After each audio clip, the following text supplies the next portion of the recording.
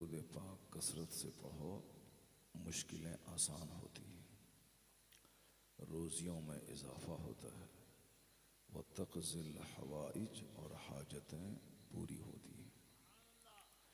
अल्लाह रब्बुल इज़्ज़त से दुआ करनी हो तो अव्वल और आखिर दुरूद पढ़ें, अब बीच में दुआ करें। अल्लाह ताला दोनों दुआओं को कबूल करता है, दोनों दुरूदों को, बीच की दुआओं को अल्लाह रद्द नहीं फरमाता है। अल्लाह के हुक्म की तामील करते हुए सवाब की नीयत से खुशदिली के साथ बोझ न समझकर एक बार बुलंद आवाज़ से आका करीम अलैहिस्सलाम की बारगाह में दुरूद पेश करें। पढ़ें अल्लाहुम्मा सल्लि अला सय्यिदना व मौलाना मुहम्मदिन मअदनिल जूद वल करम व आलिहि व बारिक व सल्लिम सलातन व सलामुन अलैका या रसूलल्लाह। रात के ग़ालिबन 12:30 हो गए, 12:35 और आप बहुत देर से बैठ के थक भी चुके होंगे। अच्छा, माशाअल्लाह। तो ऐसे में एक लंबी तकरीर की उम्मीद करना, समझ लें कि अपने आप को मुशक्क़त में डालना है।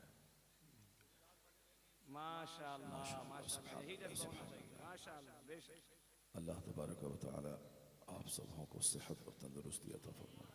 आमीन सुम्मा आमीन आमीन। बुरी महफिलों में बैठने से सेहत घटती है। अल्लाह रसूल के जिक्र की महफिल में बैठने से अल्लाह रूहानी ताकत अता करता है। बेशक बेशक। ज़मीन क़यामत के दिन गवाही देगी कि मेरी पीठ पर बैठकर किसने क्या किया है। तो आज जिस जगह बैठकर आप अल्लाह रसूल का जिक्र सुन रहे हैं, आप इस ज़मीन को गवाह बना रहे हैं। क़यामत के दिन इस ज़मीन का हिस्सा आपके फेवर में गवाही देगा और कहेगा, इलाही जहाँ बेशुमार लोग पीठ पर बैठ कर गुनाह कर रहे थे, वहीं ये मुट्ठी भर लोग मेरी पीठ पर बैठकर तेरा जिक्र कर रहे हैं। सुभान अल्लाह सुभान अल्लाह। जहाँ बंदा एक एक नेकी को तरसेगा, वहाँ आपका ये छोटा सा अमल आपके लिए बख्शिश का ज़रिया बन जाएगा। इसलिए यहाँ जब भी बैठें, बोझ समझ के नहीं बैठें। ये समझें कि मेरी ज़िंदगी का कीमती लम्हा है जो यहाँ गुजर रहा है। जन्नत में जाने के बाद बंदा को वहाँ कोई रंज नहीं होगा, क्योंकि जन्नत रंज की जगह नहीं, जन्नत खुशियों की जगह है। और सच्ची खुशी वहाँ हो सकती है जहाँ नेमत के छिनने का अंदेशा ना हो। दुनिया में मैं अरबपति हूँ, मगर एक डर लगा रहता है कल गरीब ना हो जाऊँ। आज मैं खेती बाड़ी कर रहा हूँ, एक खौफ रहता है कि कल कहीं ओला न बरस जाए, बारिश ना हो जाए, फसल हमारी गल न जाए। दुकान में हम बैठते हैं, एक टेंशन रहता है कि आज तो 10,000 रुपये की बिक्री हो गई, अगर कल नहीं हुई तो क्या होगा। सबको ही टेंशन रहता है। आज हमारा बेटा बड़ा खूबसूरत है, जवान है, नौकरी में लग गया, कल अगर ये मर गया तो क्या होगा। एक टेंशन सबको रहता है। आज मैं कीमती गाड़ी से चल रहा हूँ, कल ये गाड़ी मेरे पास नहीं रही तो क्या होगा। तो मगर जन्नत में कोई टेंशन नहीं है। वहाँ न कोई चिढ़ने वाला है, न जलने वाला है, न हसद करने वाला है, न नेमत छीनने वाली। जो जन्नती हो गया वहाँ से फिर निकाला नहीं जाएगा। और वहाँ पे न बुढ़ापा है, न सर में दर्द है। जितने भी लोग जन्नती हैं सब 30 साल के जवान हों। जैसे भी हमारे बाबा की उम्र 70 साल हो रही है ना, तो 70 साल, मगर जब ये जन्नत जाएंगे तो वहाँ 30 साल के हो जाएंगे। सुभान अल्लाहु अकबर। या रसूल अल्लाह। जिंदाबाद जिंदाबाद जिंदाबाद जिंदाबाद जिंदाबाद जिंदाबाद। वाह माशाअल्लाह। अभी दुनिया में दाढ़ी रखें, जन्नत में कोई दाढ़ी चेहरे पे नहीं होगी, क्योंकि दाढ़ी रखने का तकाजा यहाँ पे यह है कि यहाँ पे आप इसमें तेल लगाते हैं, कंघी करते हैं, दाढ़ी के बाल टूटते हैं, मगर वहाँ पे कुछ नहीं होगा, दाढ़ी ही नहीं होगी, जैसे माँ के पेट से बच्चा पैदा होता है वैसे हो। सुभान अल्लाह। दुनिया में इसको रखें और क़यामत के दिन चेहरा हसीन कर दिया जाएगा। वहाँ पे दुनिया में भले ही कोई काला हो मगर जन्नत में सब गोरा हो जाएगा। सुभान अल्लाह, सुभान अल्लाह, सुभान अल्लाह, सुभान अल्लाह। जन्नत में वो नेमत मिलेगी कि बंदा कुछ सोच नहीं सकता है। सोने चांदी की ईंट से बना हुआ मकान मिलेगा। हम लोग यहाँ भी सोने की एक ईंट कभी जिंदगी में नहीं देख पाएंगे। क्या साहब, सोने की ईंट से बना हुआ मकान होगा और उस ईंट को सीमेंट से नहीं जोड़ा गया होगा, उस ईंट को मुश्क और कस्तूरी से जोड़ा गया। क्या बात है। और 2-4-10 फीट का मकान नहीं होगा, जहां तक निगाह जाएगी वहां तक जन्नती का अपना घर होगा। और जन्नत के मकान के नीचे से दूध की नहर जारी होगी। सुभान अल्लाह। और शहद की नहर जारी होगी। सुभान अल्लाह। और पाकीज़ा शराब की नहर जारी होगी। दुनियावी शराब नहीं जिसमें नशा है और बदबू है, बल्कि वो शराब जिसके पीने के बाद बंदा मस्त और बेखुद हो जाए। पाकीज़ा शराब, न अक्ल ज़ाइल हो न नशा आए। तो ये सारी नेमतें उसके लिए तैयार अल्लाह ने करके रखी हैं जो इस दुनिया के 40-50 साल उसके शौक में गुजार दे, जन्नत की तड़प में गुजार दे। जो दुनिया में एक कतरा शराब नहीं पिया, अल्लाह उसी को पाकीज़ा शराब वहां पिलाएगा। दुनिया में जिसकी निगाहें नहीं बहकी, दूसरों की बहू बेटी पर निगाह नहीं डाला, अल्लाह वो खूबसूरत हूर देगा कि जिसको देखने के बाद सीना ठंडा हो जाए। ऐसी बीवियां मिलेंगी जन्नत में कि अगर वो थूक दे तो 7 समंदर का नमकीन पानी मीठा हो जाए। ये नेमत होगी नहीं, सब तैयार है बिल्कुल। इधर मरिए उधर जाइए, आलम बरज़ख में क़यामत कायम होगी, हिसाब किताब होगा, हिसाब दीजिए और जन्नत चली जाइए। ये जो महफिल है उसी जन्नत का शौक पैदा करने की महफिल है, उसी जन्नत की तैयारी करने की महफिल है। ये कोई इंजॉय करने की महफिल नहीं है। इंजॉय तो जन्नत में करना है, असल इंजॉय तो जन्नत में करना है। दुनिया में क्या इंजॉय करना है। अभी एक बंदा शादी में नाच रहा था उत्तर प्रदेश में, चक्कर आया, गिरा, मर गया। अब क्या इंजॉय करना है यहाँ? अभी आपको मालूम होगा, अभी 2 दिन पहले की बात है, एक आर्मी का नौजवान बिल्कुल 26 साल का, शादी हुई थी, छुट्टी लेके आसाम से घर आया। उनकी बीवी प्रेग्नेंट थी। बीवी को हॉस्पिटल में एडमिट करवाया, 2 दिन के बाद बच्चा पैदा होगा। अब वो हॉस्पिटल में एडमिट हुआ। सुबह सवेरे ये नौजवान निकला वॉकिंग पे, चूँकि आर्मी का नौजवान था, वॉकिंग पे गया, थोड़ा सा चक्कर आया, बैठा। बीवी तो अपनी जगह हॉस्पिटल में रही है, वहीं मर गया वो। रोजाना इस तरह के केस आ रहे हैं, मगर हम लोग इतने अहमक और बेवकूफ़ हैं कि दूसरों का अंजाम देखने के बाद भी हम लोग नहीं समझते हैं। ये समझते हैं कि वो मरा है, हम नहीं मरेंगे, जबकि एक एक करके सबको मरना है। आज हो या कल जोहर के बाद आपका ऐलान होगा, परसों मेरा ऐलान होगा, 2 दिन के बाद तीसरे का ऐलान होगा। अक्लमंद वो नहीं जो खाए पिए दूसरों का मुंह देख के हंसे। बेवकूफ़ आजकल समाज में चूंकि बेवकूफ़ बहुत ज़्यादा है, सिर्फ दूसरों का मुंह देखना है, मजाक उड़ाना है। मौलवी का मजाक उड़ाना है, पीर साहब का मजाक उड़ाना है, जलसे का मजाक उड़ाना है, मुसलमानों का मजाक उड़ाना है, मस्जिद का मजाक उड़ाना है, नमाज का मजाक उड़ाना है। दुनिया कहते हैं कि लोग तरक्की कर रहे हैं, दुनिया तरक्की नहीं कर रही है। दुनिया क़यामत के करीब जा रही है और क़यामत के करीब शरीरों से दुनिया भर जाएगी। और शरीरों की पहचान है कि उनके दिल में नफरत हो, गंदगी हो, घमंड हो, गुरूर हो। और शरीरों की पहचान है कि वो सिर्फ अपने आप में जिए, दूसरों से कोई मतलब उसको ना हो। मेरी बीवी, मेरा बच्चा, मेरा घर, मेरा बिजनेस, बस सिर्फ अपने आप में फॉर सेल्फ जीता है। और हुजूर क्या फरमाते हैं, खैरुन्नास मन यनफउन्नास, तुम में सबसे बेहतर आदमी वो है जो दूसरों को अपने से नफा पहुंचाने वाला। The best among you is one who is profitable for others. तुम में सबसे अच्छा आदमी वो है जो दूसरों के लिए प्रॉफिटेबल हो, दूसरों के लिए लाभदायक हो, जो दूसरों के लिए फायदेमंद हो, चाहे मुस्कुरा के फायदा पहुंचाए, चाहे उसका गम सुन के फायदा पहुंचाए, चाहे उनको अच्छा मशवरा दे के फायदा पहुंचाए, चाहे उनको कर्ज दे के फायदा पहुंचाए, चाहे उनके साथ 5 मिनट बैठ के उसकी दिलजोई करके फायदा पहुंचाए, चाहे उनके बोझ को उठा करके फायदा पहुंचाए, या रास्ते से कांटा हटा के फायदा पहुंचाए, या अपनी खाली गाड़ी पे उनको बिठा के फायदा पहुंचाए। यानी जिस तरह से भी हो, बंदा की तारीफ ही है जो अपने से दूसरों को फायदा पहुंचाए। और कयामत जब करीब आएगी तो सारे लोग अपने मफाद में जिए, हर आदमी दूसरे को कष्ट पहुंचाएगा,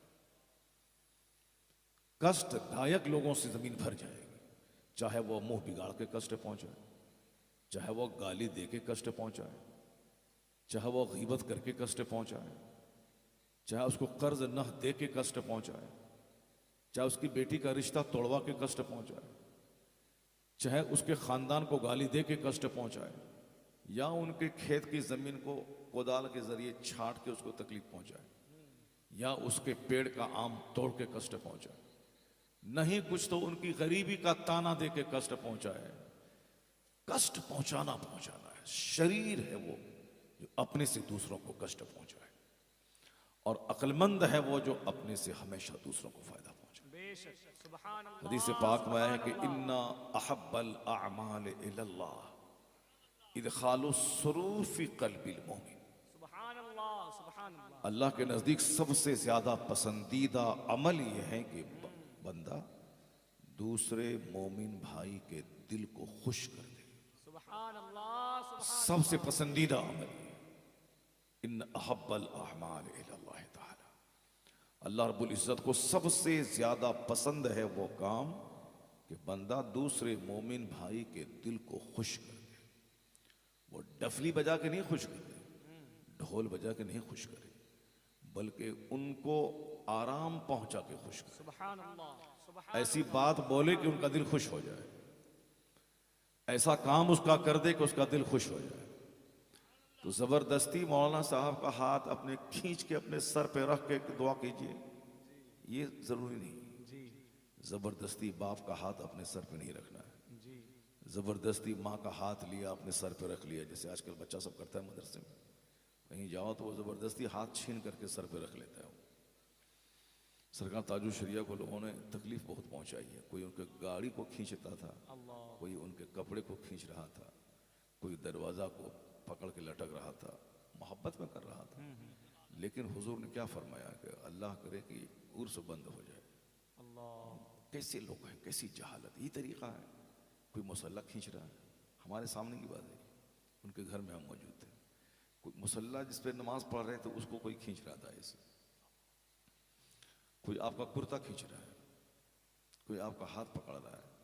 तो बुजुर्गों ने कहा है कि किसी जबरदस्ती किसी का हाथ अपने सर पे रख के मत उससे बरकतें तलाश करो। इतना दिल खुश कर दो बाप का कि रोंगटा दुआ कर रहे हैं। यह है दुआ लेने का तरीका। जबरदस्ती हाथ नहीं रखा जाए, दिल खुश कर दिया जाए। मार और यह ना बोला जाए अम्मी मेरे लिए दुआ कीजिए आप, बल्कि माँ को इतनी खुशी अपनी तरफ से पहुंचा दिया जाए कि गायबाने में माँ आंचल उठा के बच्चे के लिए दुआ करे। तो अब ये दिल खुश कैसे होगा? जबरदस्ती गाल बजाने से खुश नहीं होगा, माँ का दिल खुश होगा उनकी खिदमत करने से। इतनी उनकी जरूरत का ख्याल रखा जाए, इतना उनको खुश रखा जाए कि माँ बेटे की मौजूदगी में नहीं, बेटा के जाने के बाद हर वक्त अल्लाह के हुजूर सलामती की दुआ करती है। वैसे तो हर माँ का दिल नर्म नाजुक होता है तो दुआ करती ही है, लेकिन जब दिल को आराम पहुंचता है तब दिल से दुआ निकलती है। अपने उस्ताद की इतनी खिदमत की जाए कि उनका हाथ सर पे नहीं रखा जाए, हाथ पकड़ के, बल्कि उस्ताद अपने तालिब इल्मी के लिए खिदमत से खुश होकर दुआ करें। सुभान अल्लाह, सुभान अल्लाह, सुभान अल्लाह। आलिम रब्बानी को तकलीफ ना दिया जाए, उनके आगे आगे 80 साल का बूढ़ा भी ना चले। आलिम का एहतराम है कि 18 साल का आलिम हो, 80 साल का कोई ज़ईफ बूढ़ा मुसलमान हो, उसे भी चाहिए कि 18 साल के आलिम के पीछे चले। ये एहतराम उम्र का नहीं, ये एहतराम इल्म का है, हाय हाय बेशक ये बेशक एहतराम सुभान इल्म का है। सुभान बुजुर्गी अक्ल से होती है, ना कि साल से, उम्र से होती है। एहतराम इल्म का होता है। बेशक तो इसलिए हमेशा खुश करने की कोशिश करें कि दूसरों को खुशी मुझसे मिल जाए, कष्ट ना हो। आजकल समाज कष्ट से भर गया है, समाज तकलीफ से भर गया, हर जगह आग ही आग है। मस्जिद में एक इमाम एक मौजिन है, दोनों में आग लगी हुई। हम रहे हैं, इमाम रहे हैं, हमने इमामत 10 साल तक नहीं किया, जी 10 साल तक हमने इमामत की है। तालिब इल्मी के ज़माने में भी इमामत की है, और तालिब फरागत होने के बाद भी मैंने इमामत की। दो एक ही इमाम एक मौजिन है बस, और दोनों एक दूसरे के पीठ के पीछे लगा रहता है। मौजिन मोहल्ले में घूमता रहता है कि और इमाम की शिकायत करता रहता है।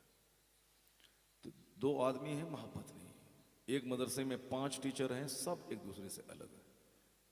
एक का गुट उधर है, दूसरे का गुट उधर है, तीसरे का गुट उधर है। वो उसको डैमेज करना, वो उसके खिलाफ गिबत करना, बच्चों के सामने उनकी बुराई बयान करना। जो बच्चा बेचारा कोमल है, सारे उस्ताद को अपना बाप समझता है, उस बच्चों के दिमाग में नफरत भरना उस मौलवी के ताल्लुक से। शरीरों की टीम है, बदमाशों की टीम है। गलती से लोग यहाँ आ गए, यहाँ तो उजले लोगों की जगह है, इसका दिल में कोई कुदरत ना हो, मगर जिसको हल जोतना चाहिए था वो गलती से यहाँ आ गए, इसीलिए वो सारा काम यहाँ कर रहे हैं। स्कूल में 10 टीचर हैं, सब एक दूसरे की बुराई, प्रिंसिपल, हेड, 10 लोग सब बुराई। जहाँ बिजनेस और तिजारत का मरकज है, जहाँ एक एमडी है, मैनेजिंग डायरेक्टर है, उसके नीचे जितने वर्कर हैं, वर्कर मैनेजिंग डायरेक्टर के सामने तो हाथ जोड़ के खड़े रहते हैं, लेकिन पीछे अपने बॉस की बुराई करते रहते हैं। मैनेजिंग डायरेक्टर सबको जानवर समझते हैं कि सब हमारे अंडर में काम करने वाला है। एक नफरत है, आग लगी है हर तरफ, स्कूल में, मदरसे में, मस्जिद में, खानकाहों में आग लगी हुई। एक पीर साहब का 4 बेटा, वो चारों बेटे एक दूसरे से अलग थलग अपनी गद्दी बना के बैठे हुए हैं कि हमारा बाप हमको गद्दी नसीब बनाया। दूसरा बोलता हम छोटा हैं, बाप हमको ज़्यादा प्यार करता था। हम क्योंकि ये चारों क्वालिटी वाले नहीं बने, बाप की गद्दी को बेच करके पैसा कमाने वाले बने, क्योंकि आराम काम है, आराम से गद्दी पर बैठना है, मिन मिन करना है, जी और मुरीदों, बाप के मुरीदों का नजराना लेना है। इसलिए पीर बनना तो बहुत आसान है, मगर हाफिज कुरान बनना बहुत मुश्किल है, बेशक बेशक आलिम दीन बनना बहुत मुश्किल है। बेशक बेशक पीर का मतलब है कि बाप मर गया, उस गद्दी पर बेटा बैठ गया, चाहे वो जाहिल हो, कुछ भी हो। लेकिन एक आलिम 20 साल मुताला करने के बाद तब आलिम बनते, एक हाफिज कुरान 10 साल दिमाग चलाने के बाद तब हाफिज बनते। इसलिए मैं कभी कभी कहता हूँ कि जाहिल पीर से बेहतर है वो मस्जिद का इमाम जो रोज़ाना 5 वक्त नमाज पढ़ाते हैं, जुमा को खिताब करते हैं, बच्चों को कुरान पाक का दर्स देते हैं। ये है मोहल्ले का सबसे बड़ा पीर जो आपकी हर वक्त निगरानी करते हैं। बेशक सुभान अल्लाह सुभान हर जुमा के दिन आपको अम्र बिल मारूफ करते हैं, हर जुमा के दिन आपको अल्लाह रसूल की बात बताते हैं। बेशक ये है पीर का मतलब है जन्नत का रास्ता दिखाने वाला, पीर का मतलब है बुराइयों से रोकने वाला, पीर का मतलब है हमेशा हमारी निगहदाश्त और निगरानी करने वाला, हमें बहकने से बचाने वाला। यह काम आज की दुनिया में सबसे ज़्यादा अगर कोई करता है तो मस्जिद का इमाम करता है, क्योंकि हर जुमा के दिन वो अल्लाह से डराता है, हर जुमा के दिन आका इस्लाम की मोहब्बत हमारे दिल में पैदा करता है, हर जुमा के दिन मेरी बुराई की मसम्मत करता है कि जैसे तुम जी रहे हो ये बिल्कुल गलत बात है। तो आपका सबसे बड़ा पीर आपका इमाम साहब है, जो आपको हर जुमा के दिन, हर ईद बकरीद में हमेशा आपकी निगरानी करता है। तो हमने अपने पीर को बड़ा समझा, पीर साहब को जो साल में एक बार आकर के नजराना लेके चला जाए, लेकिन हुजूर ने किसको बड़ा कहा है? हमारा किसी को बड़ा कह देना और है, और जो सबसे बड़े हैं बाद अज खुदा बुजुर्ग तो ये किस्सा मुख्तसर, उसने जिसको बड़ा कह दिया वो सबसे बड़ा है। आका फरमाते हैं खैरुकुम मन तअल्लमल कुरान व अल्लमा, तो मैं सबसे बेहतर वो है जो कुरान सीखे और दूसरों को सिखाए। सुभान अल्लाह बेशक तुम में सबसे बेहतर वो है जो कुरान सीखे और दूसरों को सिखाए। ये काम मकतब के आलिम करते हैं, जो कुरान पढ़ते हैं बच्चों को पढ़ाते हैं। यह काम मस्जिद के इमाम करते हैं, जो खुद कुरान पढ़ते हैं, जुमा के दिन कुरान पढ़ पढ़ के सुनाते हैं। तो हुजूर के कहने के मुताबिक एक आलिम रब्बानी सबसे बड़ा है, बेशक सुभान अल्लाह। एक आलिम सबसे अच्छे हैं जो कुरान पढ़ते हैं, दूसरों को पढ़ाते हैं। और हुजूर ने इनके लिए दुआ फरमा दी है। क्या दुआ किया है? नद्दरल्लाहु अमरन मन समिअ मिन्ना हदीसन फबल्लगहु कमा समिअ। अल्लाह के रसूल ने दुआ कर दी, अल्लाह उसको हरा भरा रखे, किसको? जो मेरी हदीस सुनता है, दूसरों को सुनाता है। सुभान अल्लाह, सुभान सुभान अल्लाह। क्या बात है, जरा जोर से बोली सुभान अल्लाह। हाँ, बहुत आपने नात सुनी है 2-3 घंटे तक, और उसके बाद खूब सुभान अल्लाह बोला है। अब हदीस सुन के सुभान अल्लाह कहिए। सुभान अल्लाह, सुभान अल्लाह, सुभान अल्लाह। बस कुरान शरीफ की 1-2 आयत पढ़ के सुनाऊंगा और हुजूर की 1-2 हदीस पाक का तर्जमा और मफ़हूम बताऊंगा। उसके बाद अगर आपकी दिलचस्पी बनी रही तो आगे तकरीर करूंगा, नहीं तो फिर मैं अपनी तकरीर बंद कर दूंगा। ज़्यादा आप पर बोझ नहीं बनना चाहता हूँ। बहुत तकरीरें हो गई लंबी लंबी, 4-4 घंटे की तकरीर मैं कर चुका हूँ, इसलिए अब 40 मिनट बस काफ़ी है। हमारे दोस्त लोग मशवरा यही देते हैं कि आप 40 मिनट से ज़्यादा मत बोला करें, सिर्फ 40 मिनट। 4 घंटे की तकरीर हमारी इंटरनेट पे मौजूद, 4 घंटे की तकरीर एक महफिल में। मगर अब हमारे दोस्त कहते हैं कि नहीं अब बहुत हो गया, अब आप लोगों को मत थकाइए लोगों को, अब सिर्फ 40 मिनट 45 मिनट बस बहुत काफ़ी है। तो मैं ठीक है, धीरे धीरे इंशाल्लाह उस पर अमल कर रहा हूँ। परसों बोला कि 40 मिनट कीजिए, अब परसों मैंने 2.5 घंटे की तकरीर कर दी। क्योंकि तकरीर करते हुए जब बात पैदा होती है तो ऐसा लगता है कि जैसे कि सब आदमी जन्नती बन जाए। वाह वाह वाह, सुभान अल्लाह, अल्लाहु अकबर, अल्लाहु अकबर, या रसूल अल्लाह। अब उसमें ऐसा होता है कि क्या बोलूं कि सब नमाजी बन जाए, क्या बोलें कि सब नेक बन जाए, सुभान क्या बोलें कि सब चेहरे पे दाढ़ी रखें। सुभान अल्लाह, सुभान अल्लाह। ये एक जुनून चढ़ जाता है, फिर वक्त गुजर जाता है, पता नहीं चलता है। मैंने कल भी कहा कर्नाटक के जलसे में बहुत दूर निकलते हम, बेंगलोर से 6 घंटे की दूरी पे थे, वहाँ से आए। हाँ, उसके बाद फिर बेंगलोर से भुवनेश्वर आए। परसों 12 घंटे कार में सफ़र किए, कल भी 6 घंटे जाने में और 6 घंटे आने में, 12 घंटे। 6 घंटे कार से गए, बेंगलोर उतर के फिर 6 घंटे बस से आए, उधर से लग्जरी बस में। फिर फ्लाइट में तो वहाँ बेंगलोर से आने में 2 घंटे लगता है, मगर उस फ्लाइट को पकड़ने के लिए 12 घंटे लग जाते हैं। तो अब है कि मगर कल मैंने कहा था कि भाई हम तकरीर रटा के नहीं करते हैं, या कोई सेटिंग करके नहीं करते कि खुतबा ऐसे ही पढ़ें, अशार ऐसे ही पढ़ें, उसके बाद अल्फाज जुमले का बम ऐसे छोड़ें, नारा लगा दें, झुमा दें, बला चल दें। ऐसी कोई सेटिंग हमारी नहीं है। बस जो दिल में आता जाता है हम बयान करते चले जाते हैं। हमारा काम है अल्लाह रसूल का पैगाम पहुंचाना, बाकी दिलों को बदलना ये अल्लाह का काम है। आलिम दीन के जिम्मे नहीं है कि किसी की गर्दन में चादर डाल के मस्जिद में दाखिल किया जाए। नहीं, आलिम का काम है कि उसको तक अल्लाह का पैगाम पहुंचा दिया जाए। हमारे सामने कोई कैमरा लेके मेरा फोटो बनाता है तो हमारा काम ये नहीं कि कैमरा उठा करके फेंक दे, नहीं, हमारा काम है ये बता देना है कि भाई ये तस्वीर खिंचवाना हराम, बस हमारा काम ये कह देना है। बाकी वो जाने, उसका काम जाने। हमारा काम है नमाज पढ़ना, फर्ज आजम है। नमाज छोड़ना सबसे बड़ा गुनाह है। अब किसी की गर्दन में चादर डाल करके मस्जिद घुसाना ये हमारा काम नहीं है। हमारा काम सिर्फ कुरान हदीस का पैगाम पहुंचा देना। अलबत्ता हमारा काम है हमको उस पर अमल करना है। हमारे पास देहात में भी घर है, 8-10 कमरे हैं, एक कमरे में टेलीविजन नहीं मिलेगा। शहर में अल्लाह ने 4 मंजिला मकान दिया है, मगर एक कमरे में हमारा एक टेलीविजन नहीं मिलेगा, नहीं मिलेगा। हमारे बच्चे भी स्कूल में पढ़ते हैं, हमारी 4 बेटियां, 4 बेटियां आलिमा हैं, माशाअल्लाह। 3 बेटे हैं, तीनों बेटे स्कूल में पढ़ते हैं, मगर तीनों को इंजीनियर के साथ में आलिम बनाना है। सुभान अल्लाह, सुभान और अल्लाह। रोज़ाना आलिम साहब आके पढ़ाते हैं। जो बच्चे 24 घंटे में सब मदरसे में सबक याद नहीं करते, वो हमारा बच्चा सिर्फ 1 घंटे के अंदर में वो 24 घंटे वाला पढ़ाई पढ़ता है।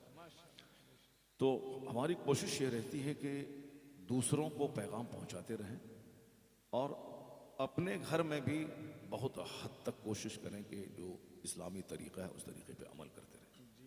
एक हमारा किराएदार था, वो अंग्रेज़ी का बहुत बड़ा एक्सपर्ट था, बहुत बड़ा कोचिंग सेंटर वो चलाता है, शहबाज नाम का उसका। तो उसने हमारे मकान में किराए में 3-4 साल तक रहा। एक दिन वो हमसे हमसे कहा कि मौलाना साहब, हम लोग तो तकरीरों में सुनते थे और हम लोग जानते थे कि मुस्लिम इस्लाम क्या है, लेकिन 4 साल से आपके घर में रह करके मैं समझ गया कि इस्लाम के तरीके पे अमल कैसे होता है। सुभान अल्लाह, सुभान अल्लाह। 4 साल रहा, मगर हमारे घर के हमारे घर की बेटियों को, हमारी बीवियों को नहीं, हमारी बीवी को नहीं देखा उसने। माशाअल्लाह, सुभान अल्लाह। ज़रूरतन जाना हो डॉक्टर के यहाँ या कहीं रिश्तेदार के यहाँ तो निकाब पहन के घर से बाहर निकले, अपन गाड़ी बैठे और चल दिए, वहाँ से आए घर। ऐसा नहीं कि बाहर में खड़े होकर के 4 औरतों के साथ मिलकर बात कर रहे हैं, आते जाते डिंग मार रहे हैं, नहीं। उन्होंने, वो मास्टर हमसे बोला कि इस्लामी तरीके पे अमल करने के बारे में मैंने आपके यहाँ देखा मोहम्मद साहब, और वो देहात में नहीं, बिल्कुल डिस्ट्रिक्ट टाउन शहर में। जब शहर में इस तरह ऐसा बहुत मुश्किल है, तो कोशिश करना मेरा काम है बता देना, बाकी आप नहीं मानेंगे, आपका दिल उजड़ा हुआ रहेगा तो हम क्या कर सकते हैं। बहुत सारे लोग मदरसे से दूर रह के आलिमों को सलाम करके मुसाफा करके नेक बन गए, और बहुत से लोग मदरसे में रह करके आलिमों के बागी बन गए, उनके दुश्मन बन गए। दुश्मनी नहीं, मोहब्बत का माहौल पैदा कीजिए, मोहब्बतें बांटिए। मोहब्बत, हुजूर ने क्या फरमाया, सबसे ज्यादा पसंदीदा अमल है कि अपने से दूसरों को खुश कर दिया जाए, मोमिन को खुशी दे दिया जाए अपने से। अगर आपके पास तोहफा है, पड़ोस को तोहफा भेज दें, पड़ोस का दिल खुश हो जाएगा। अगरचे वो अरबपति खरबपति, उसके पास ढेर सारी दौलत है, लेकिन अगर आपने 100 रुपये की मिठाई उसके घर में भेज दिया, उसका चेहरा खुशी से दमकने लगता है। इसलिए आका फरमाते हैं कि जब घर में जाओ तो तोहफा लेके जाओ, और अगर तोहफा नहीं हो, कोई चीज़ नहीं हो, तो पत्थर ही रख लो झोले में, यानी कुछ भी हो मगर गिफ्ट लेके जाओ, तोहफा लेके जाओ। और आका इस्लाम फरमाते हैं कि पड़ोस के बच्चों के लिए भी तोहफा लेके जाओ। अपने बच्चों को चॉकलेट दिया, दूसरे के बच्चों को चॉकलेट दे दो, लेकिन अगर अपने बच्चे के अलावा दूसरों को देने के लायक नहीं है तो आका इस्लाम फरमाते हैं कि अपने बच्चों को दे के मना कर दो कि इसको लेके घर से बाहर न जाए। हमारे नज़दीक बहुत बड़ी बात यह नहीं होगी, लेकिन गैर मुस्लिम जो इस्लाम की तालीमात की स्टडी करता है और दुनियावी तालीम उसके पास बहुत ज़्यादा है, हज़ारों किताबों का मुताला किया है, उसने इस मैटर पे, टॉपिक पे पहुंचने के बाद क्या कहा, वो कहता है कि how loftiness is the morality of the holy prophet. इस्लाम के पैगंबर का अखलाक कितना बुलंद है सुभान अल्लाह, सुभान अल्लाह। कि अगर पड़ोस के बच्चों को दो तो अच्छा है, लेके जाओ, अगर नहीं है तुम्हारे पास देने के लायक तो अपने बच्चों को तोहफा दे के मना कर दो कि ये तोहफा लेके घर से बाहर न जाए। चूंकि पड़ोस के बच्चे देखेंगे, वो अगर नहीं पाएंगे उनका दिल दुखेगा, उनका दिल टूट जाएगा, इसलिए उनके दिल को तोड़ना नहीं है। अब देखिए साहब, हमारा अमल क्या है कि बच्चों को देके गलियों में भेज देते हैं ताकि दूसरे लोग जाने कि ये हमेशा आइसक्रीम खाता है। इनके वालिद साहब जो है 200-200 रुपये का आइसक्रीम लेके बच्चों को देते हैं। ये हमारा है ताकि मैं अपनी शान दिखाऊं दूसरे लोगों के सामने कि हम कितना कमाते हैं और कितना हम अपने बच्चों को ज़बरदस्त सामान खिलाते हैं, ये अपनी शान दिखाने के लिए। और हुजूर ने क्या फरमाया, अगर पड़ोस के लिए भी तोहफा लाओ, अगर नहीं है तुम्हारे पास तो अपने बच्चों को तोहफा दे के मना कर दो कि ये घर से बाहर ना जाए, वरना पड़ोस के बच्चे देखेंगे उसका दिल टूट जाएगा। यूरोप का दानिश्वर इस पर पहुंचने के बाद जबरदस्त रिमार्क करता है वो। ये हिंदुस्तान के 2-4 लुच्चे लफंगे जो सरकार के खिलाफ बोलते हैं, ये लुच्चे लफंगों का मकसद बड़ा नहीं, बस पैसा कमाना, पेट भरना, इसके आगे कुछ नहीं है। वो घंटी बजाते हैं, 2 रुपया कमाते हैं, पेट भरते हैं। अब जब उनको अपने अंध भक्तों के बीच में हीरो बनना है तो उसके लिए क्या करेंगे, वो बहुत बड़ा पढ़ा लिखा आदमी तो है नहीं। अब इस्लाम के पैगंबर को टारगेट बनाना है, कुछ न कुछ बकवास करना है, अपने अंध भक्तों के बीच में हीरो बन जाना है। जैसे हमारा बहुत सारा चतुर्वेदी है, चतुर्वेदी को संस्कृत नहीं आती है और कायदे से उनको हिंदी नहीं आती है, लेकिन वो कहीं से कुछ रटा करके 1-2 श्लोक याद कर लिया और उसको गलत ढंग से बयान करता है। जो पढ़ा लिखा हिंदू होता है वो मजाक उड़ाता है कि देखो इसका मौलवी साहब कितना गलत संस्कृत बोलता है और गलत हिंदी बोलता है, गलत उच्चारण करता है। वो हम लोगों को बेवकूफ़ी समझता है। इसलिए अगर परफेक्ट संस्कृत आती हो तो बोलिए, अगर नहीं तो गदल बदल मत किया कीजिए, दूसरों को बेवकूफ़ और उल्लू मत बनाइए। अगर अंग्रेज़ी अच्छी आती हो तो बोलिए, अगर अंग्रेज़ी अच्छी नहीं आती है तो फिर बजट हो सकता है। जैसे बहुत सारे लोग अपनी बीवी को तलाक देके चुप के रह जाते हैं, वो मौलाना के पास आएंगे तो मौलाना साहब तो बता देगा कि ये नाजायज है। अब मसला बता देंगे तो फिर तो दूसरों से निकाह करवाना पड़ेगा, फिर हलाला करना पड़ेगा, प्रोसेस से गुजरना पड़ेगा। इसीलिए दोनों मियाँ भी झूठ बोल के चुप रह गए।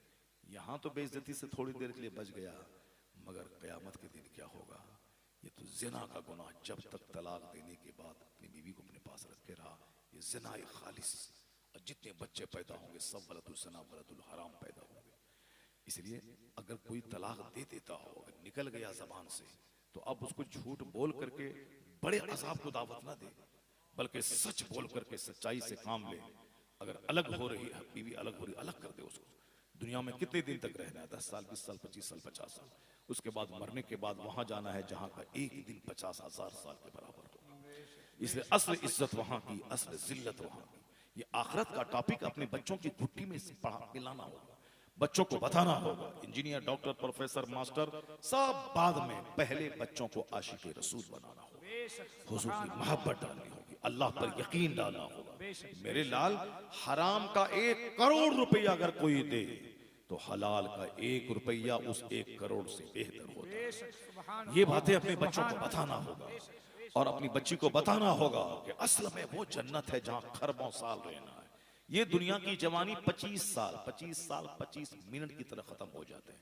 जैसे हम लोग पैदा हुए, 15 साल बचपन के गुजरे, 20, 25, 30 साल जवानी के गुजरे, दाढ़ी के बाल सफेद हो गए। 10 साल पहले जिन लोगों ने तकरीर सुनी हमारी, वो सब के सब जानते सर के सारे बाल काले थे, दाढ़ी के बाल बिल्कुल सियाह थे। और अभी वो लोग देख रहे हैं कि दाढ़ी के बाल सफेद हो गए। अब बूढ़ों की गिनती में हमारा नाम आ गया। पता क्या चला? पैदा हुए थे 20 साल पहले, ऐसा लगा जैसे परसों पैदा हुए थे, कल जवान हुए, आज बूढ़ा हो गए। देखते ही देखते समाज के लोग बुढ़ापे में कदम रख देते हैं। दुनिया का 100 साल बिल्कुल 1 मिनट की तरह गुजर जाता है। असल है आखिरत का, जहां का एक दिन 50,000 साल के बराबर होगा। ये अपने बाल बच्चों की गुट्ठी में पिलाना होगा। अल्लाह पर यकीन की कहानी अपने बच्चों को वो सुनानी पड़ेगी। कुरान पाक की आयतें, रसूल पाक की हदीसें अपने बच्चों को बताना होगा, ताकि वो इंजीनियर, डॉक्टर बनने के बाद काफिर ना हो जाए, बल्कि इंजीनियर बनने के बाद जिस दफ्तर में बैठे, उस दफ्तर को इस्लाम की तबलीग का मरकज बना दे। वो डीएम बन के जिस दफ्तर पर है, वहां काफिरों का असर कबूल नहीं करे, बल्कि अपना इस्लामी असर घरों पे छोड़ के चला जाए। उसके लिए अचानक नहीं होता, मेहनत करनी पड़ती है। उसके लिए मेहनत करनी पड़ती है, उसके लिए बताना पड़ता है, सिखाना पड़ता है। एक पौधा आज लगा दिया, 2 दिन के बाद फल देने लगेगा, ऐसा नहीं होता है। पौधा लगाना पड़ता है, पौधे में पानी देना पड़ता है, पौधे को जानवरों से बचाना पड़ता है, उसकी हिफाजत और रक्षा करनी पड़ती है। तब बहुत सालों के बाद वो पौधा बारआवर होता है, फल लाता है। उसी तरह एक बच्चा को परफेक्ट मोमिन बनाने के लिए एक पौधे से ज्यादा उसकी निगरानी करनी पड़ती है। बच्चा कब सोएगा, कब जागेगा, क्या खाएगा, बाहर गया है पढ़ने के लिए, आने में देर क्यों होगी, असर से मगरिब के बीच में बच्चा खेलने गया है, रात के 8 बज गए, 7 बज गए, बच्चा लौट के क्यों नहीं आया? नहीं, ये बड़ा होगा तो अपने से संभल जाएगा, अपने से सीख लेगा। ऐसा नहीं होता है, अभी बच्चा छोटा है। इसलिए आका फरमाते हैं, उसे जब बच्चे की उम्र 7 साल हो, नमाज का आदेश दे, और जब बच्चा 10 साल का हो, उसे मार के नमाजी बना दे। क्योंकि अभी मार के नमाजी नहीं बनाया, आगे चलने के बाद अगर बोलेगा बेटा नमाज पढ़ो, वो आंख दिखा के बोलेगा तुमसे, अपना काम तुम करो, हम अपना काम कर रहे हैं। बेंगलोर में एक आदमी था, वो उनको वो बोला हमसे, हमारा हजरत मेरा बच्चा बोल रहा है कि पैसा लाओ, पैसा नहीं है। तो बोला पैदा क्यों किया था? बताइए, पैसा नहीं था तो पैदा क्यों किया था? बच्चा क्यों पैदा किया था? जब पैसा पैदा किया है तो पैसा लाओ, बाजार जाना है, घूमने के लिए जाना है। खाली ऐसे मुंह देखने से काम नहीं चलता है, बल्कि जैसा माहौल देंगे बच्चों को, बच्चों के दिमाग पर वैसा असर पड़ेगा। बच्चों को अगर क्रिकेट का माहौल ज्यादा दिया, फिल्म का माहौल ज्यादा दिया, अगर गाने बजाने का माहौल ज्यादा दिया, तो बच्चा गायकार बनेगा, सिंगर बनेगा, क्रिकेटर बनेगा। अगर बुजुर्गान दीन की कहानी सुनाई, कुरान और हदीस पढ़ने पढ़ाने का माहौल कायम किया, तो बच्चा 5 घंटा भले ही स्कूल में पढ़े, लेकिन घर में अगर दीनी कल्चर मिला तो बच्चा जोकर नहीं, गुलाम मुस्तफा बन जाएगा, गुलाम गौस बन जाएगा। वो हमेशा बेसिकली बुनियाद हमेशा मजबूत रहे। तो 50 मंजिला घर क्यों ना तैयार हो, इमारत मजबूत होती है। अगर बुनियाद कमजोर हो गई तो इमारत जितनी ऊंची चली जाए वो इमारत कमजोर होती है। बच्चों की बुनियादी तौर पर तरबियत करने के लिए अच्छा माहौल, अच्छी बातें, माँ बाप का दीनदार होना, दीन की बातें सुनाना बहुत जरूरी है। मालिक बिन औफ ने क्या कहा? कहा बेटा तुम आजाद हो गए, अल्लाह का शुक्र है, 4000 बकरियां तुमने साथ मिलाया, चलो हुजूर से पहले पूछते हैं। आका अलैहिस्सलाम से पूछते हैं, सरकार जैसा कहेंगे वैसा अमल करेंगे। ये है अल्लाह से डरने वाले दीनदार लोगों की कहानी। ऐसा नहीं कि मौलवी साहब से पूछेंगे तो वो मसला बता देगा तो हम मुश्किल में पड़ जाएंगे। जैसे आजकल बहुत सारे लोग कहते हैं कि नहीं शुगर टेस्ट नहीं करवाएंगे, हम टेस्ट नहीं करवाते हैं हजरत, टेस्ट करवाएंगे तो शुगर निकल जाएगा, शुगर निकल जाएगा तो एक टेंशन हो जाएगा। ऐसा नहीं होता है। जब आप 440+ हो जाएं तो आपको गाहे बगाहे हार्ट का टेस्ट करना होगा, शुगर का टेस्ट करवाना होगा, ताकि जो बीमारी आगे चल के खतरनाक बन जाएगी उससे पहले दवाई से रोकथाम हो सके। अभी 10 रुपए की दवाई से आप अच्छे हो जाएंगे, अगर ये बीमारी अगर बढ़ गई तो 10 लाख रुपए उसमें लग जाएंगे। तो बेहतर है ना कि साहब अभी उसकी रोकथाम करें। नहीं, लोग कहते हैं ना हमने टेस्ट करवाते हैं वरना निकल जाएगा तो हम टेंशन में पड़ जाएंगे।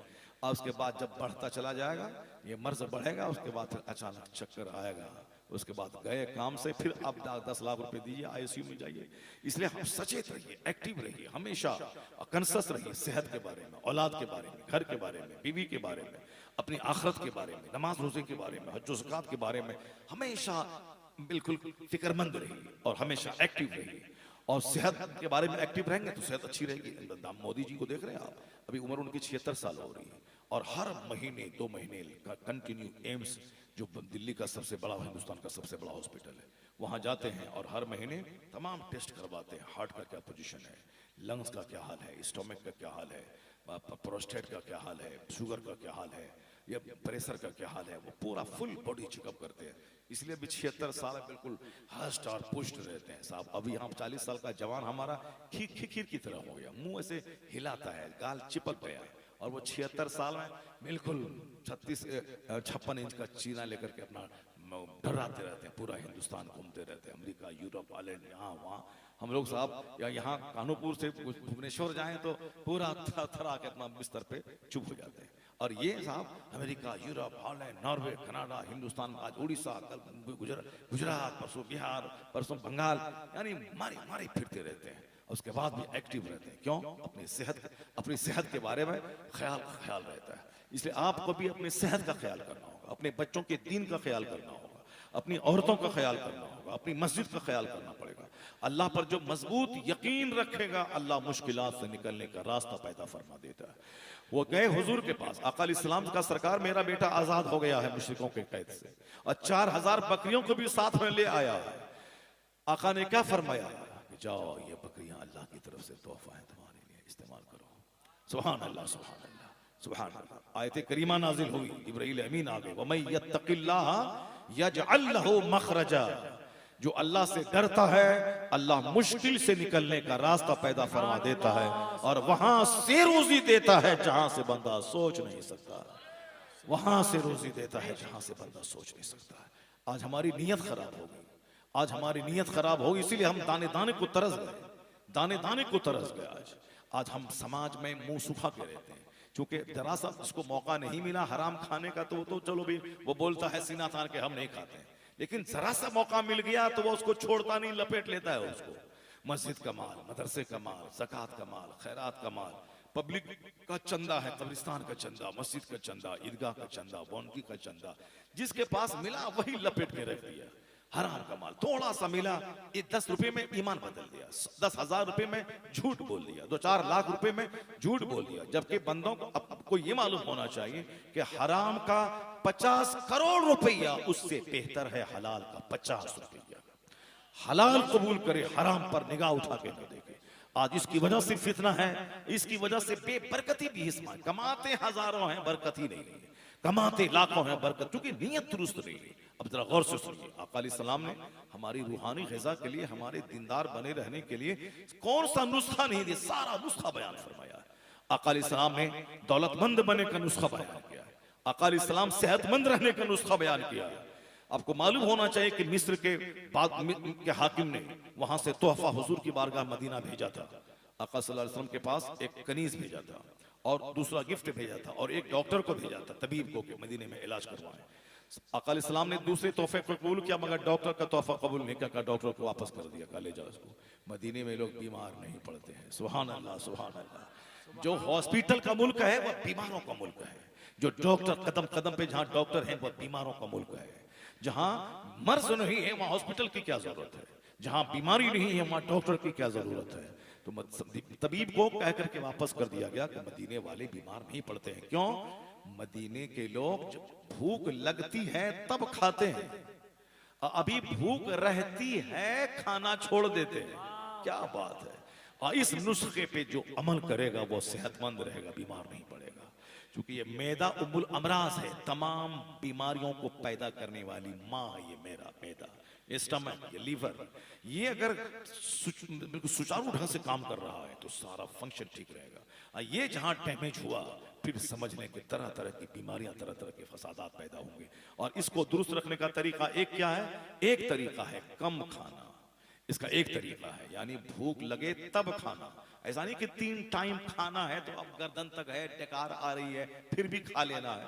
नहीं, ये 3 टाइम की रूटीन हम लोगों ने बनाया है। ये कुदरती रूटीन नहीं, कुदरती रूटीन है जब भूख लगे तब खाओ, प्यास लगे पानी पियो, और खाते वक्त ख्याल रखो यहां तक नहीं भूख बाकी रहे खाना छोड़ दो। यह इतना जबरदस्त नुस्खा है। फ्रांस की राजधानी पेरिस का एक बहुत बड़ा साइंसदान बोला, मैं इस्लाम के पैगंबर को इसीलिए महान मानता हूं कि बीमारी बढ़ाने के फार्मूले के ताल्लुक से आज दुनिया के 100% डॉक्टर इस बात पर मुत्तफिक हैं कि बीमारियां मैदे की खराबी से जन्म लेती हैं और ज्यादा खाने की वजह से ज्यादा बीमारियां पैदा होती हैं। कम खाना चाहिए, भूख बाकी रहे खाना छोड़ देना चाहिए। वो कहते हैं जहां दुनिया के 100% डॉक्टर जिस नतीजे पर पहुंचे हैं सेहतमंद रहने के इस नुस्खा पे, ये नुस्खा तुम्हारे पैगंबर ने 1500 साल पहले अता फरमाया है। यह इस बात की दलील है कि दुनिया का सबसे बड़ा तबीब अगर कोई है तो पैगंबर आज़म की जात है। दुनिया का मोहसिन आज़म, दुनिया का तबीब आज़म जात है मोहम्मद रसूलुल्लाह सल्लल्लाहु अलैहि वसल्लम की। इसलिए दूसरों की बात पढ़े न पढ़े, हुजूर की बात कंपलसरीली पढ़े।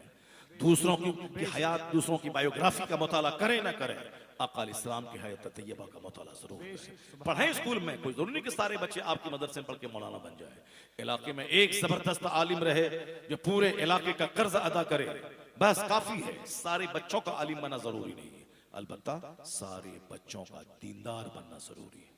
सबों का कुरान पढ़ना जरूरी है, सबों का आशिक रसूल बनना जरूरी है। नमाज रोजे के सारे तरीकों, फराइज वाजिबात का जानना जरूरी है। वो ज़रबा ज़ैदुन अमरन की तरकीब सबको मालूम होना जरूरी नहीं है। फेल फाइल मफूल जाना जरूरी नहीं है, सुगरा कुबरा जानना जरूरी नहीं है। अलबत्ता नमाज में कितने फराइज हैं, नमाज में कितने वाजिबात हैं, ये जानना जरूर।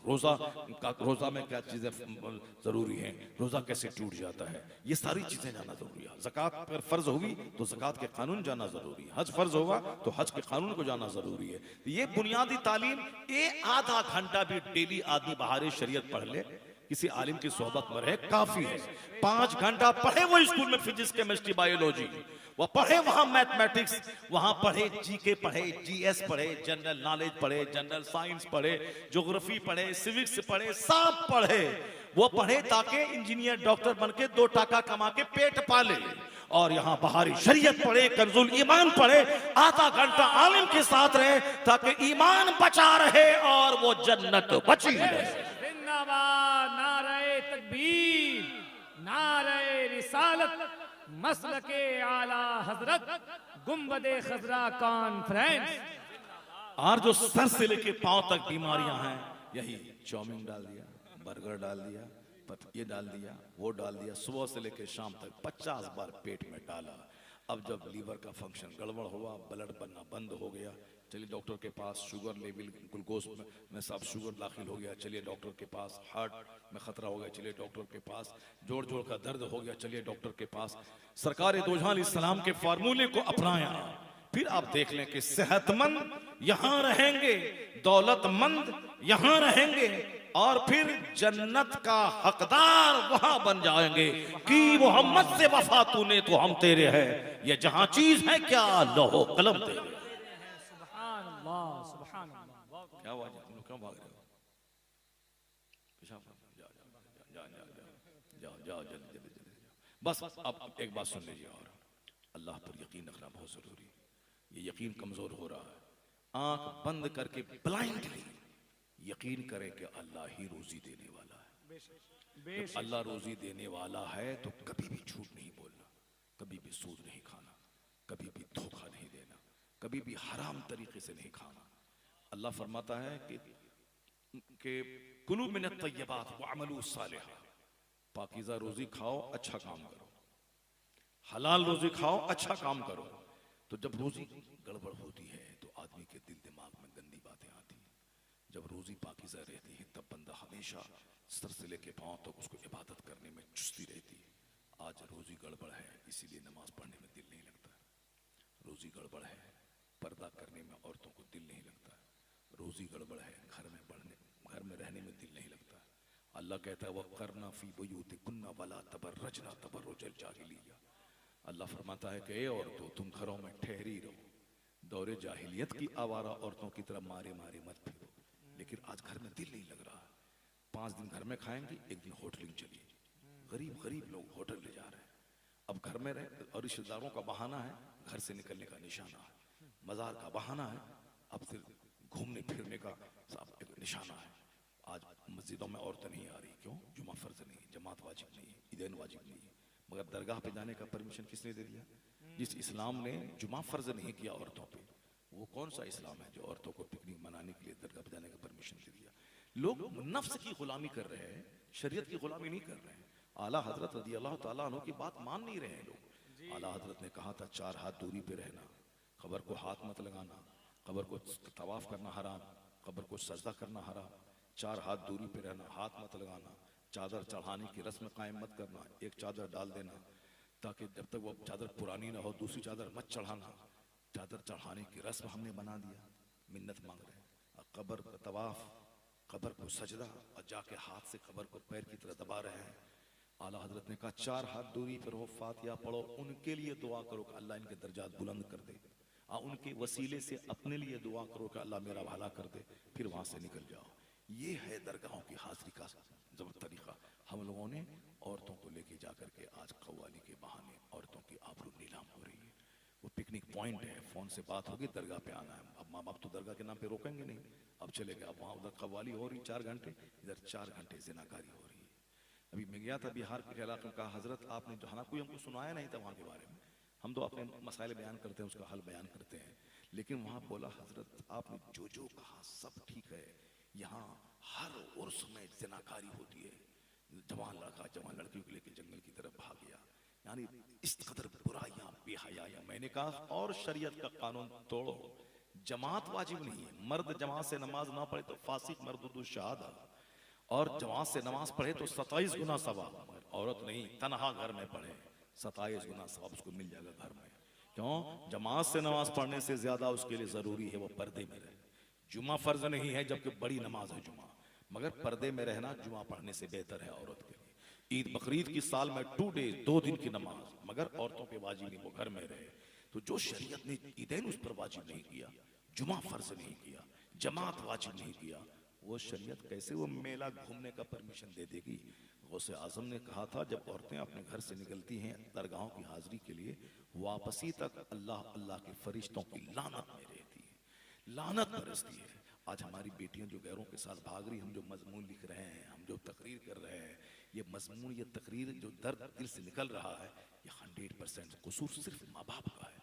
माँ बाप ने अपने बच्चों को टीचर बन जाएगी, नौकरी हो जाएगी, अब शादी हो जाएगी, शौहर मर जाएगा, ये टीचर रहेगी तो बच्चों को पाल लेगी। क्या हिजड़ा की तरह बातें करता है यार। अभी बेटी की शादी नहीं हुई है, दामाद को मारना चला है। अभी शादी नहीं हुई है, करा दामाद अगर मर गया तो मेरी बेटी नौकरी करेगी तो अपने बच्चे को पाल लेगी। ला हौल वला, अल्लाह पर यकीन नहीं रहा, इसीलिए अब नौकरी पर यकीन है। तुम्हारी बेटी एक को नौकरी मिली, यहाँ करोड़ों बेटियां हैं जिसके शौहर मर गए। शौहर की मौजूदगी में जो खाती वो उससे अच्छा शौहर के मरने के बाद खा रही है। कौन है? रोजी देने वाला अल्लाह है। इन्नल्लाह व रज़्ज़ाक़ु ज़ुल क़ुव्वतिल मतीन, अल्लाह जबरदस्त रोजी देने वाला है। ला तक़्तुलू औलादकुम खश्यता इमलाक़, अल्लाह कहता है गरीबी के डर से बच्चों को कत्ल मत कर, मैं तुझे भी रोजी देता हूं, तेरे बच्चों को भी रोजी दूंगा। एक बच्चा वाला मुंह सुखाता है, जहर खा के मर रहा है, मेरे मोहल्ले में एक आदमी को 10 बेटियां, एक बेटी वाला रोया जब तक नहीं तब तक 40 साल 38 साल में तब बेटी की शादी हुई, एक बेटी की। और इनके पास 10 बेटी, मुस्कुराता रहा सब दिन। 10 बेटी की शादियां हो गई, सब साहिब औलाद हो गई अपने घरों में। कैसे शादी पता तक नहीं चला। तुम क्या करेगा, दुनिया तो अल्लाह चलाता है, अल्लाह दुनिया का मालिक है, अल्लाह खालिक है। नहीं देखा तुमने अमेरिका अपने आप को सुपर पावर बन रहा था कि फिलिस्तीन को मार दो, मुसलमानों को काट दो। ये दो महाशक्तियां इस्राइल और अमेरिका दोनों मिलके गरीबों, मिस्कीनों, औरतों, बेवाओं, माजूरों, बीमारों पे जुल्म ढाया है। हॉस्पिटल को तोड़ दिया ताकि बीमार का इलाज न होने पाए, मस्जिदों को उठा दी, कोई पुरसाने हाल नहीं। ये हिजड़े, गल्फ कंट्रीज के हिजड़े अमेरिका और इस्राइल की साजिश को नहीं समझते हैं। ये अमेरिका का पिछलगू बना हुआ है और अपने भाई पे अमेरिका बम गिरा रखा है, हमको तू बचाएंगे।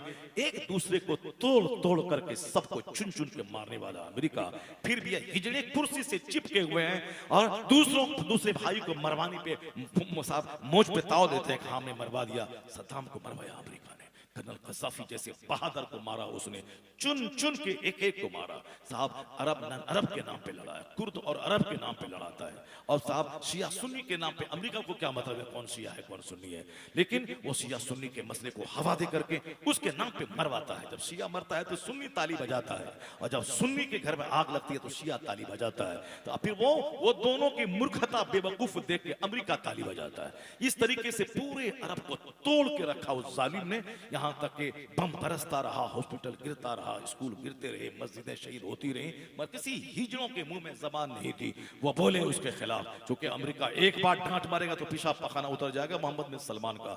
इसी तरह से तोड़ तोड़ अब ये गरीब मुसलमान करोड़ों की तादाद में पूरी दुनिया में, हिंदुस्तान के मुसलमान दुआ कर रहे हैं, पूरी दुनिया के मुसलमान रो रहे हैं। अल्लाह तो है, अल्लाह रब्बुल इज्जत तो देख रहा है। जब देखा कि ये लोगों को ये साजिश रच रच के जमा कर रहा है, पूरा शहर वीरान कर रहा है, अब किबले अव्वल को टारगेट बना रहा है, मक्का मदीना खाने काबा को टारगेट बनाने पर चला है, इस कदर इसकी हिम्मत बढ़ गई तो अल्लाह ने उस शक्तिशाली को गुरूर को तोड़ने के लिए, जिसके पास हाई टेक्नोलॉजी है, अल्लाह ने ऐसा गुरूर तोड़ा कि जो कहा था 3 दिन में खासा तबाह कर देंगे, 3 दिन में। यहाँ 16 महीने हो गए, उसके बाद भी वो हमास के नौजवान जिंदा हैं। उसके सामने टेबल पर बैठकर अपने लोगों को छुड़ाने के लिए घिघिया के एग्रीमेंट सुलह करना पड़ा। 3 दिन में मारने की बातें करने वाला वो साहब 16 महीने में मार नहीं सका, उसके सामने बैठ के सुलह कर रहा है। सारी दुनिया जान गई कि अल्लाह ने कैसे इसके गुरूर को तोड़ा कि बम की ताकत के सामने मुट्ठी भर दीवानों का ईमान गालिब आ गया। जो काम बम नहीं कर सका वह इन मुजाहिदीन के कुरान पाक की तिलावत वो काम कर गई। आज दुनिया के 200 करोड़ मुसलमानों का सीना खुशी से मचल रहा है कि 3 दिन में तबाह करने का सपना देखने वाला 16 महीने के बाद भी तबाह नहीं कर पाया, अपने लोगों को छोड़ा नहीं पाया।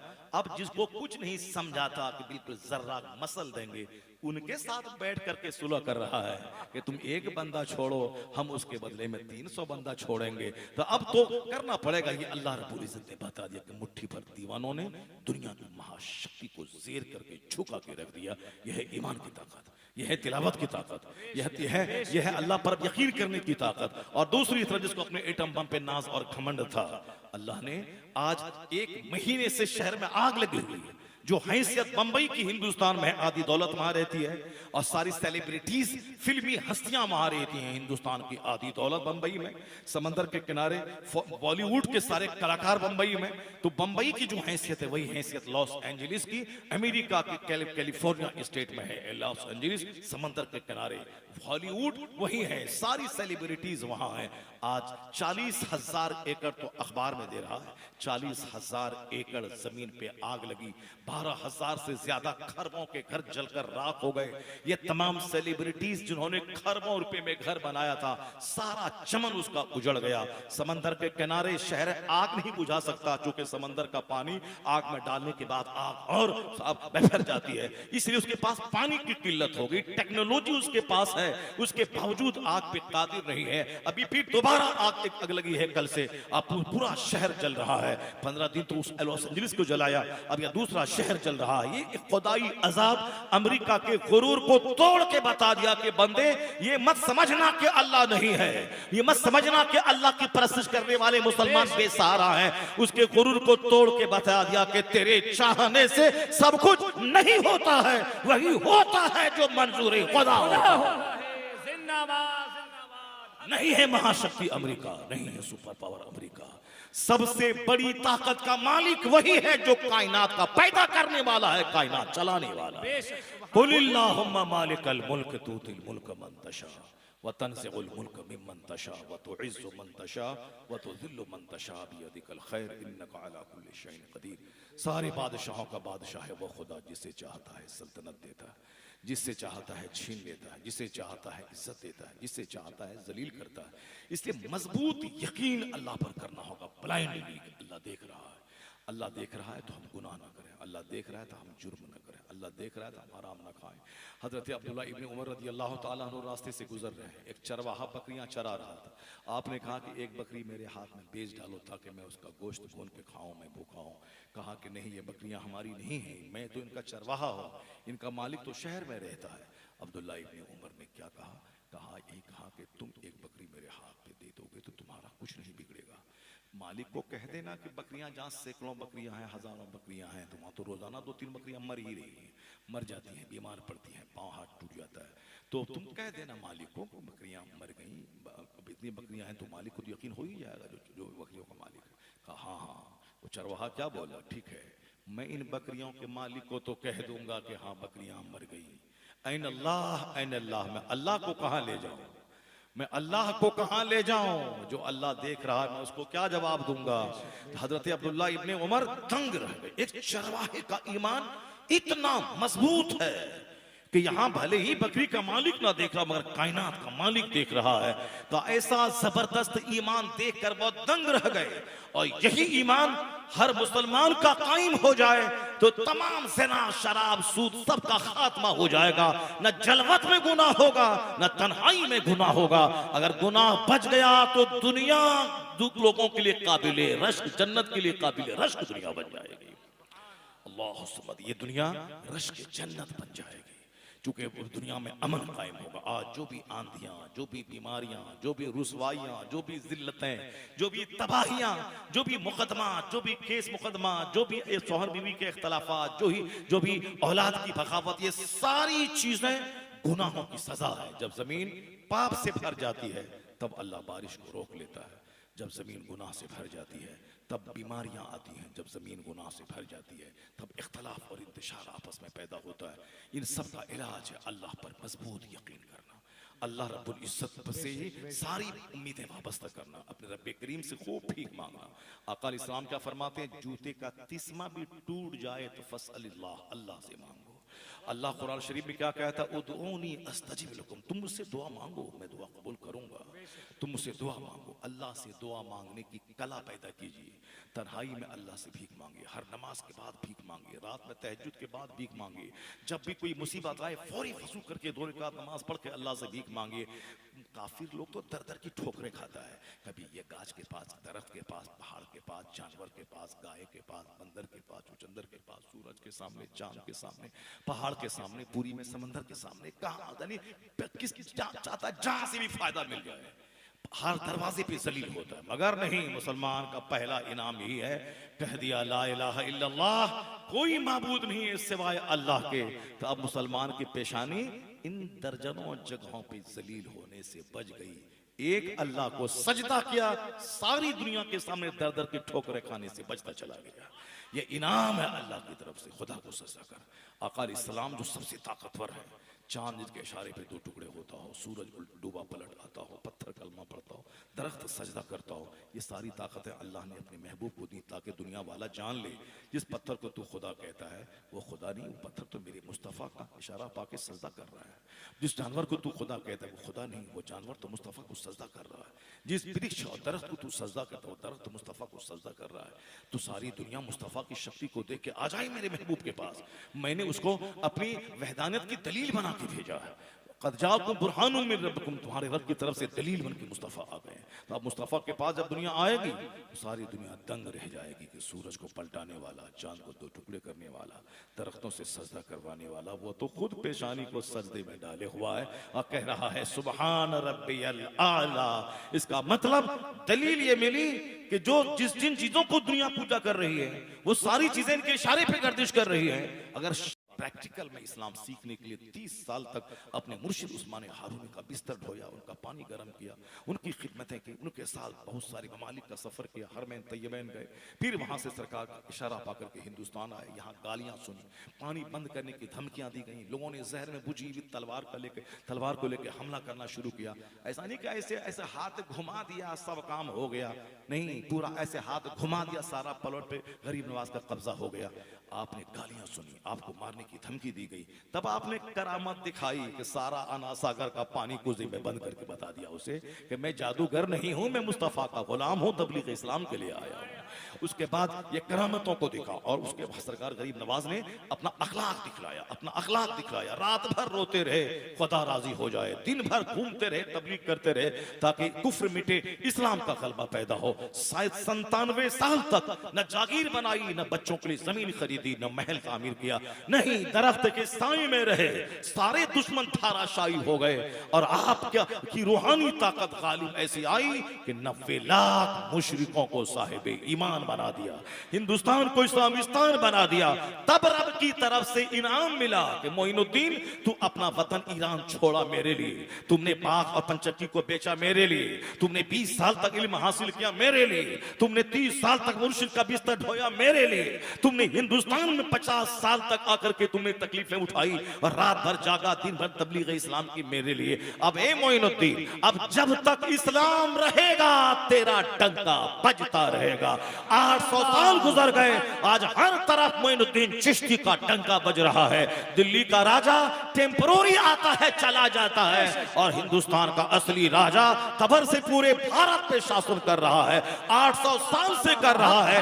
यह इस्लाम की खिदमतों का इनाम अल्लाह ने दिया कि तू जिया इस्लाम के लिए, मरा इस्लाम के लिए। अब जब तक इस्लाम रहेगा मुबल्लिग आज़म हिंद मोइनुद्दीन का डंका बजता रहेगा। नारे तकबीर, नारे रिसालत, मसलके आला हजरत फैजाने ख्वाजा गरीब Nawaz. A man who dedicates his life for the sake of Allah, Allah gives him name, Allah gives him fame, Allah gives him popularity। जो सिर्फ बाल बच्चों के लिए पूरी भाग दौड़ करता है, बाल बच्चे भी उसको भूल जाते हैं, और जो रब की खातिर मेहनतें करता है, रब उसको जमीन से उठा के शोहरत के आसमान पे पहुंचा देता है। तो दीने का 2 तरीका है, एक पूरी ताकत बच्चों के लिए निचोड़ देना और एक है पूरी एनर्जी रब के दीन के लिए निचोड़ देना। जो फॉर सेल्फ जिएगा उसके अपने लोग भी उसको भूल जाएंगे, और जो तारीख के लिए जिएगा और जो रब्बे कदीर के दीन की तबलीग के लिए जिएगा, उसके पास अपना बेटा हो न हो, करोड़ों रूहानी बेटों के दिल में अल्लाह मोहब्बत डाल देगा। नहीं देखा तुमने, हम जिए अपने लिए तो हमारा बच्चा भी कब्र पे जाना छोड़ दिया, लेकिन हबीबुर रहमान मुजाहिदे मिल्लत, उनके पास अपना कोई बेटा नहीं था, मगर अपनी दौलतों को बेच बेच के मदरसा कायम करते रहे, धारे कायम करते रहे, जेल में भी खुदा की रजा ढूंढने के लिए नमाज पढ़ते रहे, हाकिमे वक्त से लड़ते रहे, यहाँ तक के सऊदी अरब जाके वहां के वहाबियों से आपने लोहा मनवा लिया सुन्नियत का, फिर वहां से आए, मुसीबतें सही, जेल गए, सब हुआ, मगर रब के दीन का जो काम किया, मसलके आला हजरत का जो काम किया है, अल्लाह ने वो बुलंद मर्तबा दे दिया कि जिसके पास 10 बेटा है उसकी कब्र पे जानवर चल रहा है, और जिनके पास एक भी बेटा नहीं था उनकी कब्र के गुलाब का फूल चढ़ रहा है, उनकी कब्र पे गुलाब छिड़का जा रहा है। तो जो अपने लिए जिएगा उसका बच्चा भी उसका नहीं होगा, और जो रब के लिए जिएगा, हम जैसे करोड़ों बच्चों के दिल में अल्लाह उसकी मोहब्बत अता कर देगा। उर्स की हिकमतों में से एक बड़ी हिकमत ये भी है, ये हिकमत ये भी है ताकि दुनिया जान ले कि वो कब्र में रहने वाला किसके लिए जिया है, जिसके लिए जिया है वही तो करोड़ों दिलों में उनकी मोहब्बत पैदा कर दिया है। और जो शोहरतों के पीछे भागा वो तो गुमनाम हो गया, और जो शोहरतों से बच के दीन के पीछे भागा, दीन की वजह से उसका नाम शोहरे आफाक हो गया, जमीन से निकल के आसमान में। इसलिए जीना तो सबको है, आपको भी जीना है, मगर बाल बच्चों के लिए ही नहीं जीना है। बाल बच्चों के लिए को खिलाना है तो इबादत समझ के खिलाना है, बीवी के मुंह में लुकमा डालना है तो सुन्नत समझ के डालना है, तो मोहब्बत भी बढ़ गई और हर लुकमे के बदले में सवाब भी मिल गया। तो बीवी के मुंह में लुकमा डाल के सवाब कमाना है, और अपनी माँ अपने बाप की खिदमत करके चेहरे पे नजर डाल करके दिन भर में कम से कम 10 बार मोहब्बत से माँ का चेहरा देखना है, बाप का चेहरा देखना है, ताकि हर नजर के बदले में 10 हज का सवाब अल्लाह ताला फरमा दे। 5 लाख रुपए खर्च करके लोग मदीना मक्का जाएं, वहां से आ जाएं, नीयत खराब हुई तो सारा हज बर्बाद हो जाएगा। लेकिन जिसके पास पैसा नहीं है, हज फर्ज नहीं है, वो रोजाना 10 बार माँ बाप का चेहरा मोहब्बत से देखें, मुस्कुराते हुए देखें, 10 बार डेली हज्जे मबरूर का सवाब कमाते रहे।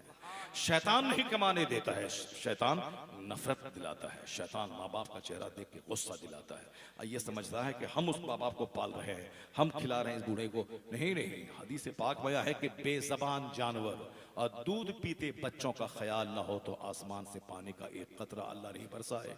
ये बारिश होती है उन बेज़बान जानवरों की वजह से, ताकि बारिश उगे, बारिश आए, घास उगे, जानवर खाए, तो उसी बारिश के करम में हमारी फसलें भी पैदा हो जाती हैं।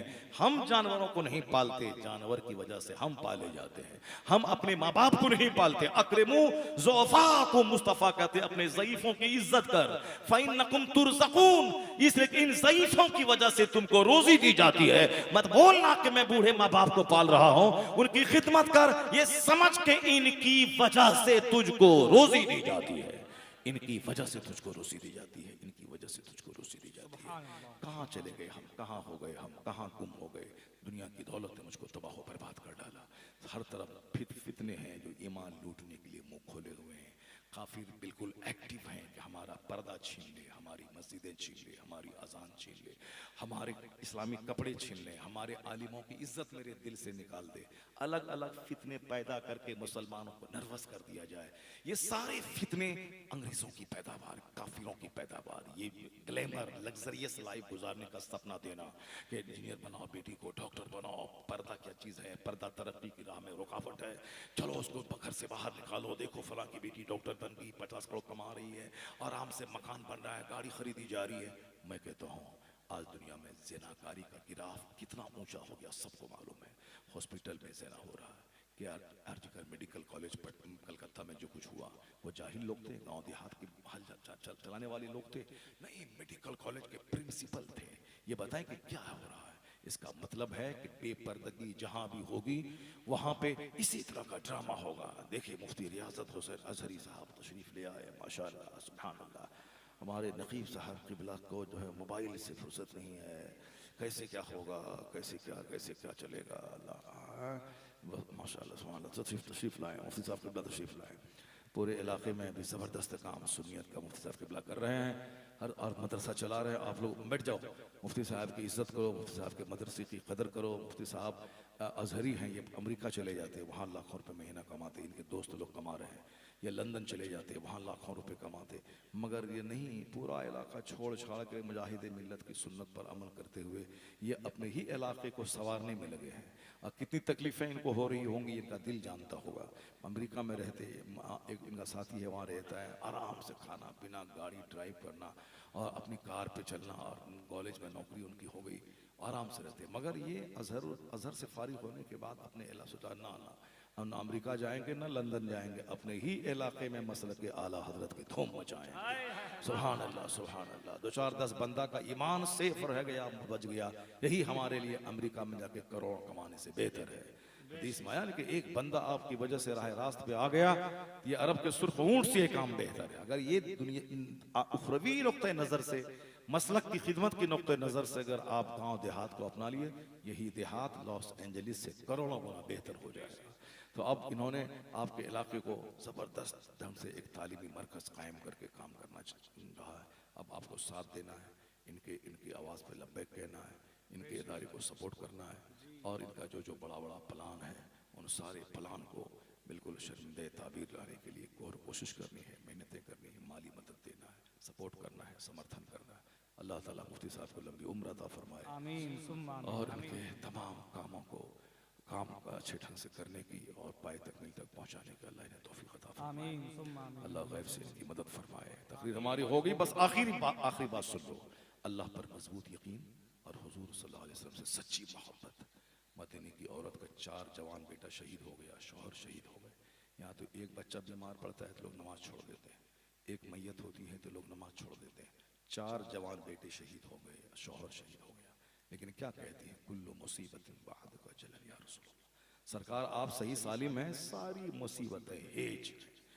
शौहर मर गए, कोई परवाह नहीं, 4 जवान बेटे शहीद हो गए, कोई मलाल नहीं, आप सही सालिम हैं, सारी दुनिया सलामत है।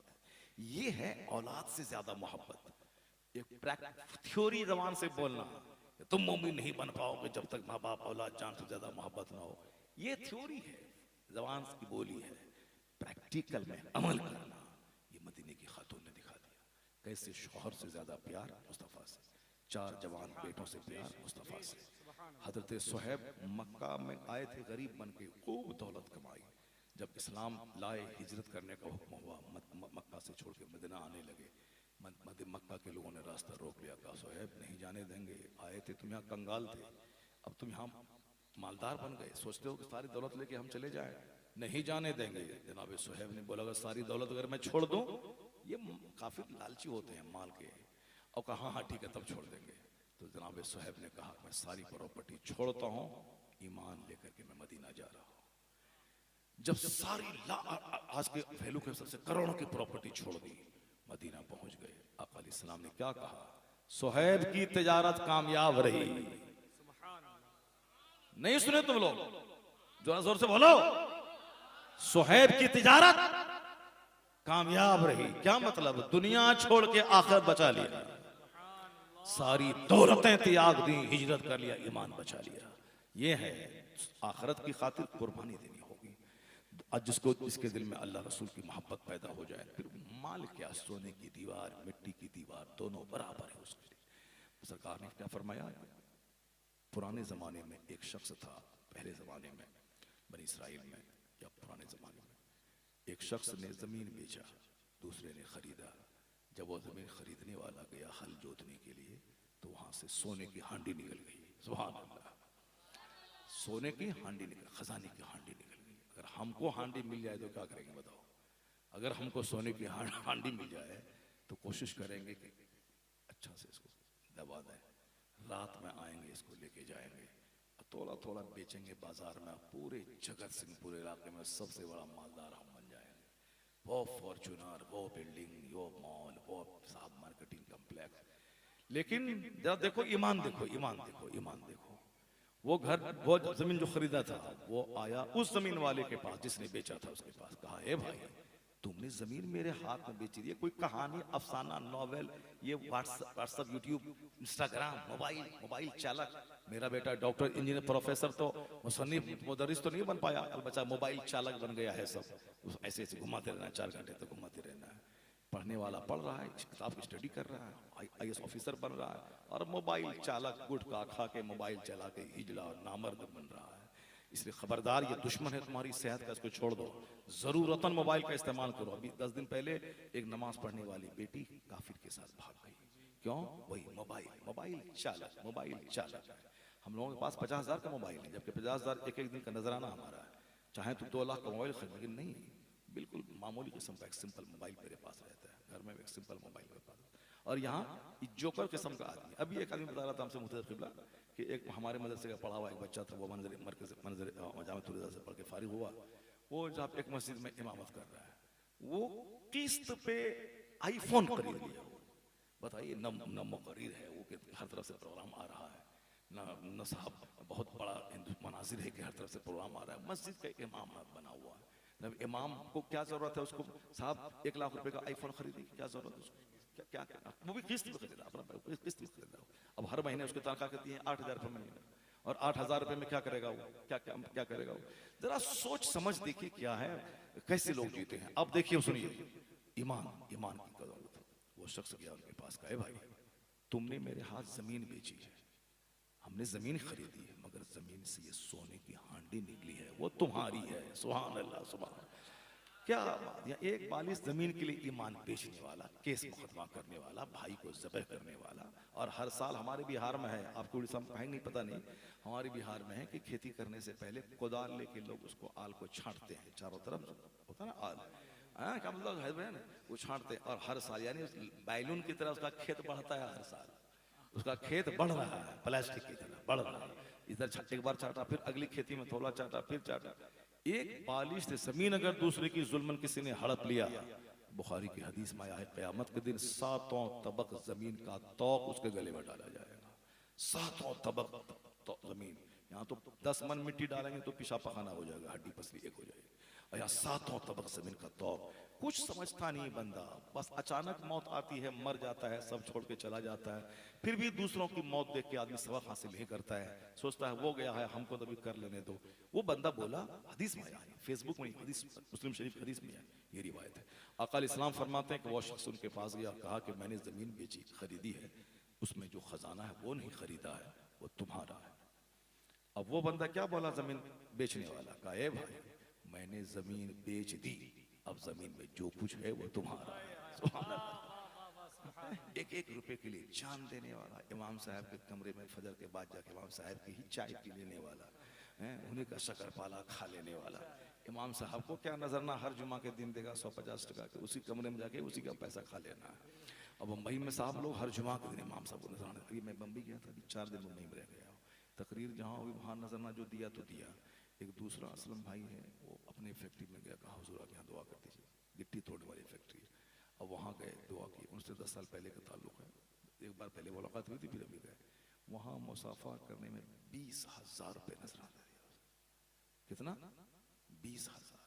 वो जलसा तकरीर करने नहीं बुलाया था, तकरीर वगैरह कुछ नहीं, तो रात में तकरीर थी, कमेटी वाला अलग था, वो नजराना दिया। वो जुमा पढ़ाने जा रहे थे, जुमा में तकरीर करना, खिताब करना था, उसी रास्ते में उसकी गिट्टी तोड़ने वाली फैक्ट्री थी। कहा जब बस आ जाइए थोड़ा दुआ कर दीजिए, गए अपना दुआ कर दिया। 20,000 रुपये का लिफाफ। और हमारे अपने गांव समाज में क्या करता है, इमाम साहब से ही 20 टका ले लेता है आदमी, इमाम साहब से ही ले लेता है कि जरा 20 टका दीजिए, जरा सब बाजार से घूम करके आते। तो जैसी नीयत वैसी बरकत होती है। जैसे नीयत बढ़ा रखिए, दिल बढ़ा रखिए, सोच बड़ी रखिए, खिलाने की आदत डालिए, पैसा गरीबों में देने की आदत डालिए। जब आमदनी घट जाए तो 50-100 गरीबों को दीजिए, 5,000 की आमदनी बढ़ जाएगी। सुभान अल्लाह, सुभान अल्लाह। हो गौसे पाक के नाम पे लंगर लुटाइए, गरीब नवाज के नाम पे लंगर दीजिए, 10 आदमी को नहीं, 10,000 को 10 आदमी को खिलाइए। खिलाना, मदद करना, अपने से दूसरों को फायदा पहुंचाना, ये शुरू कीजिए ना, अल्लाह वहां से रोजी देगा कि आप दंग रह जाएंगे। देने से मिलता है। एक दाना मकई का खेत में डालो, अल्लाह एक पौधा देगा, उसमें 10 भुट्टे निकलेंगे, हर भुट्टे में 1,000 दाने, मगर एक तुमको डालना होगा, तब 1,000 दाना अल्लाह वापस करेगा। एक तुमको डालना होगा, नहीं डालेगा नहीं मिलेगा, एक डालना होगा। अब जरा गौर से सुनिए बाबा, बात खत्म। क्या हो गया? वो जमीन बेचने वाला क्या बोला? बोला ए भाई मैंने जमीन बेची है, जमीन में जो कुछ है वो सब तुम्हारा। वो बोला नहीं, मैंने जमीन खरीदी है, खजाना तुम्हारा। वो बोला जमीन बेच दिया, जो कुछ है जमीन में वो सब तुम्हारा। अब दोनों आपस में साहब तकरार करने लगे। कहा इसका हल कौन होगा? किसी तीसरे आदमी के पास जाना पड़ेगा। उस वक्त के जो नबी थे, पहले तो हर इलाके के अलग अलग नबी होते थे, एक वक्त में 50-50 नबी होते थे, 50 शहर 50 नबी। वो तो हमारे आका इस्लाम ये पैगम्बर आखिर ज़मान, आलमगीर, आफाकी, सब पैगम्बरों के सरदार बन के आ गए, पूरी दुनिया के लिए आ गए। अब इनके बाद कोई पैगम्बर नहीं होगा। हर दौर, हर अहद, हर ज़माने के लिए आका इस्लाम की रिसालत आफाकी, आलमगीर, यूनिवर्सल बन के आ गई है। मगर पहले ज़माने में था अलग अलग खित्ते के अलग अलग पैगम्बर। कहा चलो पैगम्बर के पास, उनके पास फैसला, उनके पास गया तो कहा कि हुजूर ये मसला है। सरकार कितना खुश हो गए होंगे उस वक्त के पैगम्बर, क्या मोहब्बत है अल्लाह की, किस कदर मालो दौलत से बेनियाजी है। आज के वैल्यू में अरबों का खजाना, कुछ नहीं तुम्हारा है, वो कहता तुम्हारा है। तब समाज में बरकतें और रूहानियत होती है। पैगंबर ने कहा तुम्हारे पास बेटी है? हाँ हुजूर, अल्लाह का दिया हुआ नेमत, अल्लाह की दी हुई नेमत है। उससे पूछा तुम्हारे पास बेटा? कहाँ हुजूर, अल्लाह का दिया हुआ मेरे पास बेटा है। कहा बस तुम्हारी बेटी तुम्हारा बेटा, उन दोनों से मैं निकाह कर देता हूँ, ये माल उन्हीं दोनों के पीछे खर्चा कर दिया जाए। सुभान अल्लाह, सुभान अल्लाह, सुभान अल्लाह। सच कहा हुजूर ने, जो दुनिया के पीछे भागता है दुनिया उससे भागती रहती है। उनके सामने मुफलिसी के दरवाजे अल्लाह खोल देता है, फिर वो किसी वादी में जाके मर जाए, अल्लाह को कोई परवाह नहीं होती। और जो अपने पीछे दीन का गम लगा लेता है, अल्लाह उसकी दुनिया का कफील और जिम्मेदार हो जाता है। इसलिए दीन का गम लगा लीजिए, जन्नत का गम लगा लीजिए, आखिरत की फिक्र पैदा कीजिए और दुनिया की फिक्र को दिल से निकाल दीजिए। हलाल रोजी तलाश करने के लिए मेहनत कीजिए, बाकी ज्यादा मेहनत है जन्नत जाने के लिए, जहाँ खरबों अरबों माह सौ साल रहना। फिर देखिए दुनिया भी आपके लिए आसान हो जाएगी। अल्लाह वहाँ से इज्जतें देगा, वहाँ से रोजी देगा, वहाँ से बेनियाजी देगा जहाँ से आप सोच नहीं पाएंगे। जो दुनिया के पीछे पागल होगा, खरबों कमाने के बाद एक प्यासा रहेगा। प्यास लगी, एक गिलास पानी पिया, प्यास बुझ गई। और एक आदमी को प्यास लगी, एक बाल्टी पानी पिया बर्फ वाला, तो भी प्यास नहीं बुझी, तो वो पानी अजाब है उसके लिए। एक गिलास पानी जो आसूदगी दे दे, वह उस एक बाल्टी पानी से बेहतर है। थोड़ी सी हलाल कमाई जो बंदे को मुतमईन कर दे, यह हराम की करोड़ों की कमाई से बेहतर है। यही बुजुर्गान दीन ने हमको सिखाया, यही कुरान पाक की तालीमात का निचोड़ है, यही आका अलैहिस्सलाम का फरमान है, यही बुजुर्गान दीन ने प्रैक्टिकल में उस पर जिंदगी गुजार कर हमको दिखा दिया है।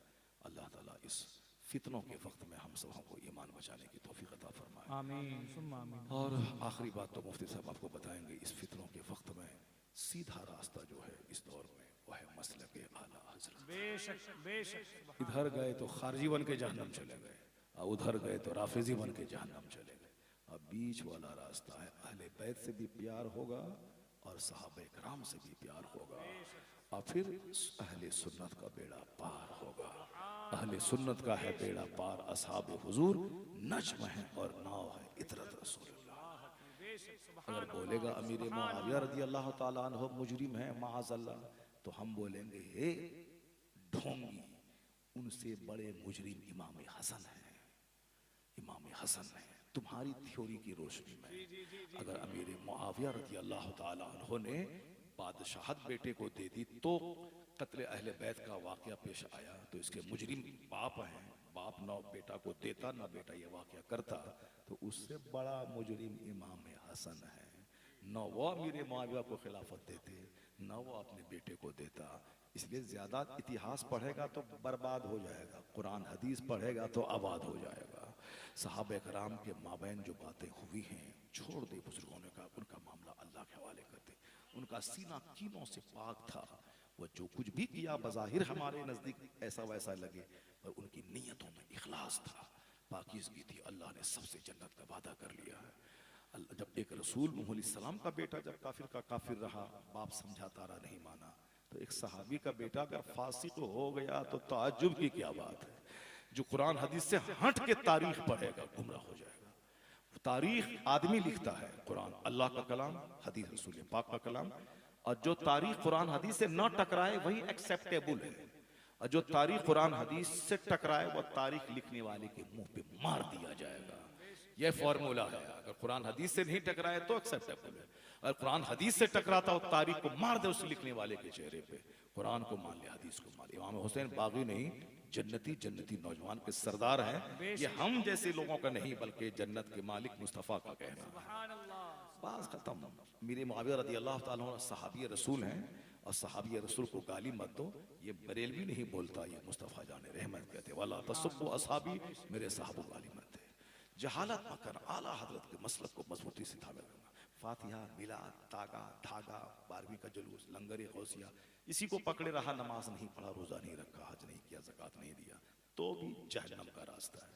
क्योंकि क़यामत के दिन फातिहा, मिलाद, जुलूस मोहम्मदी, लंगर गौसिया का सवाल नहीं होगा। अच्छा काम है, जब नेकी कबूल होगी, फ़राइज़ अदा करोगे तो ये भी नफल उससे ऐड होकर के दर्जा बुलंद हो जाएगा। लेकिन अगर फ़र्ज नहीं है तो ये नफल बेजान हो जाएगा। कोई नफल कबूल नहीं आता जब तक कि फ़र्ज ना अदा करो। इसलिए जो बोलता है कि नहीं बस सिर्फ मुहर्रम का अखाड़ा, 12वीं का जुलूस, लंगर गौसिया, लंगर ख्वाजा, फातिहा, मिलाद, लोहबान, अगरबत्ती, जन्नत चले जाएंगे, वो भी जाएगा मिसगाइड होकर जहन्नम में गिरेगा। क्योंकि सबसे पहला सवाल क़यामत के दिन नमाज का होगा, इन्ना अव्वल मा युहासबु बिल अब्द यौमल क़यामति अस्सलात। अगर वो बोलेगा वहाबी देवबंदी नजदी कि नहीं भाई, फातिहा, मिलाद, लंगर सब हराम, बिदअत, जहन्नम वाला काम है, नमाज रोजा, वो भी जहन्नम जाएगा। जो हलाल काम को हराम कहता है वो भी जहन्नम जाएगा। तो अब इस बीच में यह बीच का रास्ता, बैलेंस्ड मुतवाजन रास्ता, मसलक आला हजरत नमाज भी होगी, नियाज भी होगी, नमाज भी होगी, जुलूस मोहम्मदी भी निकलेगा, हज भी होगा और बुजुर्गान दिन के आस्थाने पे हाजिरी भी होगी, फर्ज भी अदा होगा, नफल भी अदा होगा, सीधी सड़क ये शहर ये शफात नगर की है। ये बैलेंस्ड वे है। आला हजरत का जो मसलक है बैलेंस्ड वे है, यानी मुतवाज़िन मसलक के एतदाल है।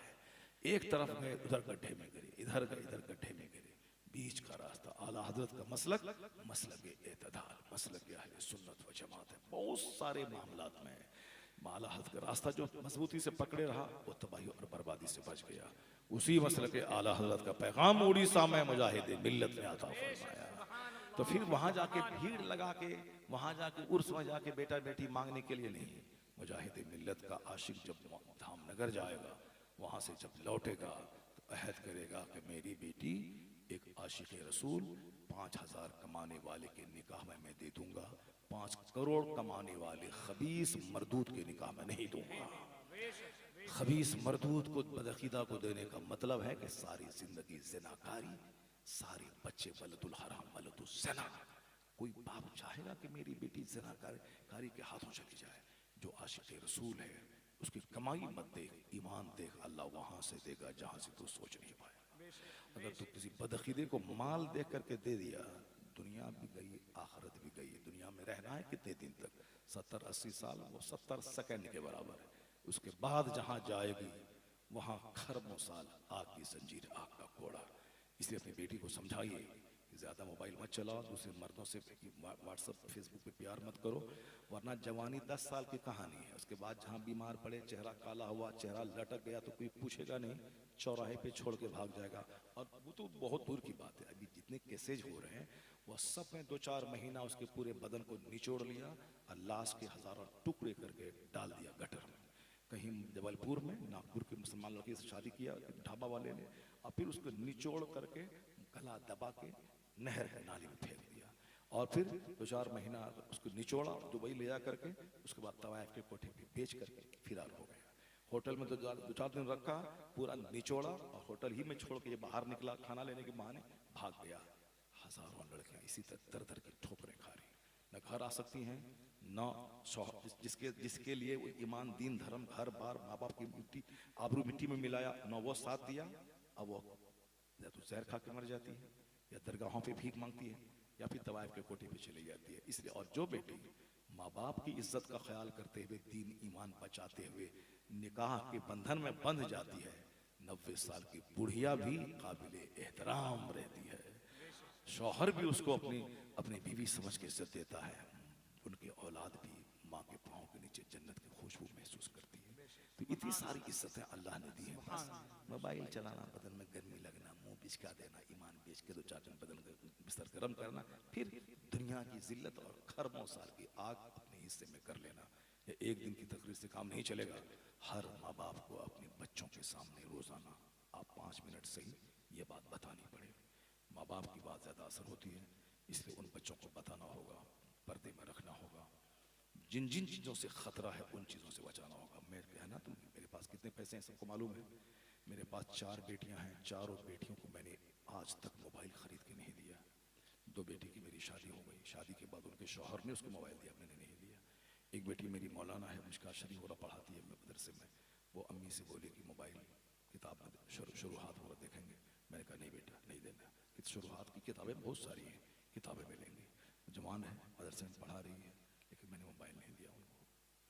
इसलिए जब मैं ऐसा कर सकता हूँ, यहाँ गरीब से गरीब आदमी जिसके घर में खाने को नहीं है, अब वो बेटी अलग मल्टीमीडिया मोबाइल चला रही है, दूसरों से बातें कर रही है, फुल कर रही है। स्कूल में क्या पढ़ी, डॉक्टर इंजीनियर तो करोड़ों में एक बनती है, इज्जत 90% की लूट जाती है। इसलिए वो काम नहीं करना है कि इंजीनियर डॉक्टर का सपना दिखा करके आबरू लुटा देना है। घर में रहे उससे बेहतर है बाहर शरीयत पढ़े, नमाज़े पंजगाना अदा करे, आशिक रसूल के घर में चली जाए, वहां घर में शौहर बच्चों की खिदमत करते हुए मर जाए, कनीज़े फातिमा बन के जन्नत में चली जाए। ये कौन इंजीनियर डॉक्टर है दुनिया ही में आबरू लूटे, मुसाफा करे, 2 पैसा कमाए, शौहर से लड़ाई करे। क्योंकि यहाँ तो बगैर कमाए हुए उस सर का बाल नोचती है, बगैर 1 पैसा उसके हाथ में नहीं। और जो खुद 1 लाख रुपए कमाएगी तो क्या हाल होगा, दुनिया में आग लगेगी, फितना फसाद पैदा होगा। अल्लाह तबारक व तआला हम सबों को अपने महबूब की सच्ची गुलामी करने की तौफीक अता फरमाए, तमाम खुराफात, वाहियात, बिदआत, जहालत और फिल्मी तहजीब से बचने की तौफीक अता फरमाए। आमीन। व आखिरु दाअवाना अनिल हम्दुलिल्लाहि रब्बिल आलमीन। अस्सलामु अलैकुम।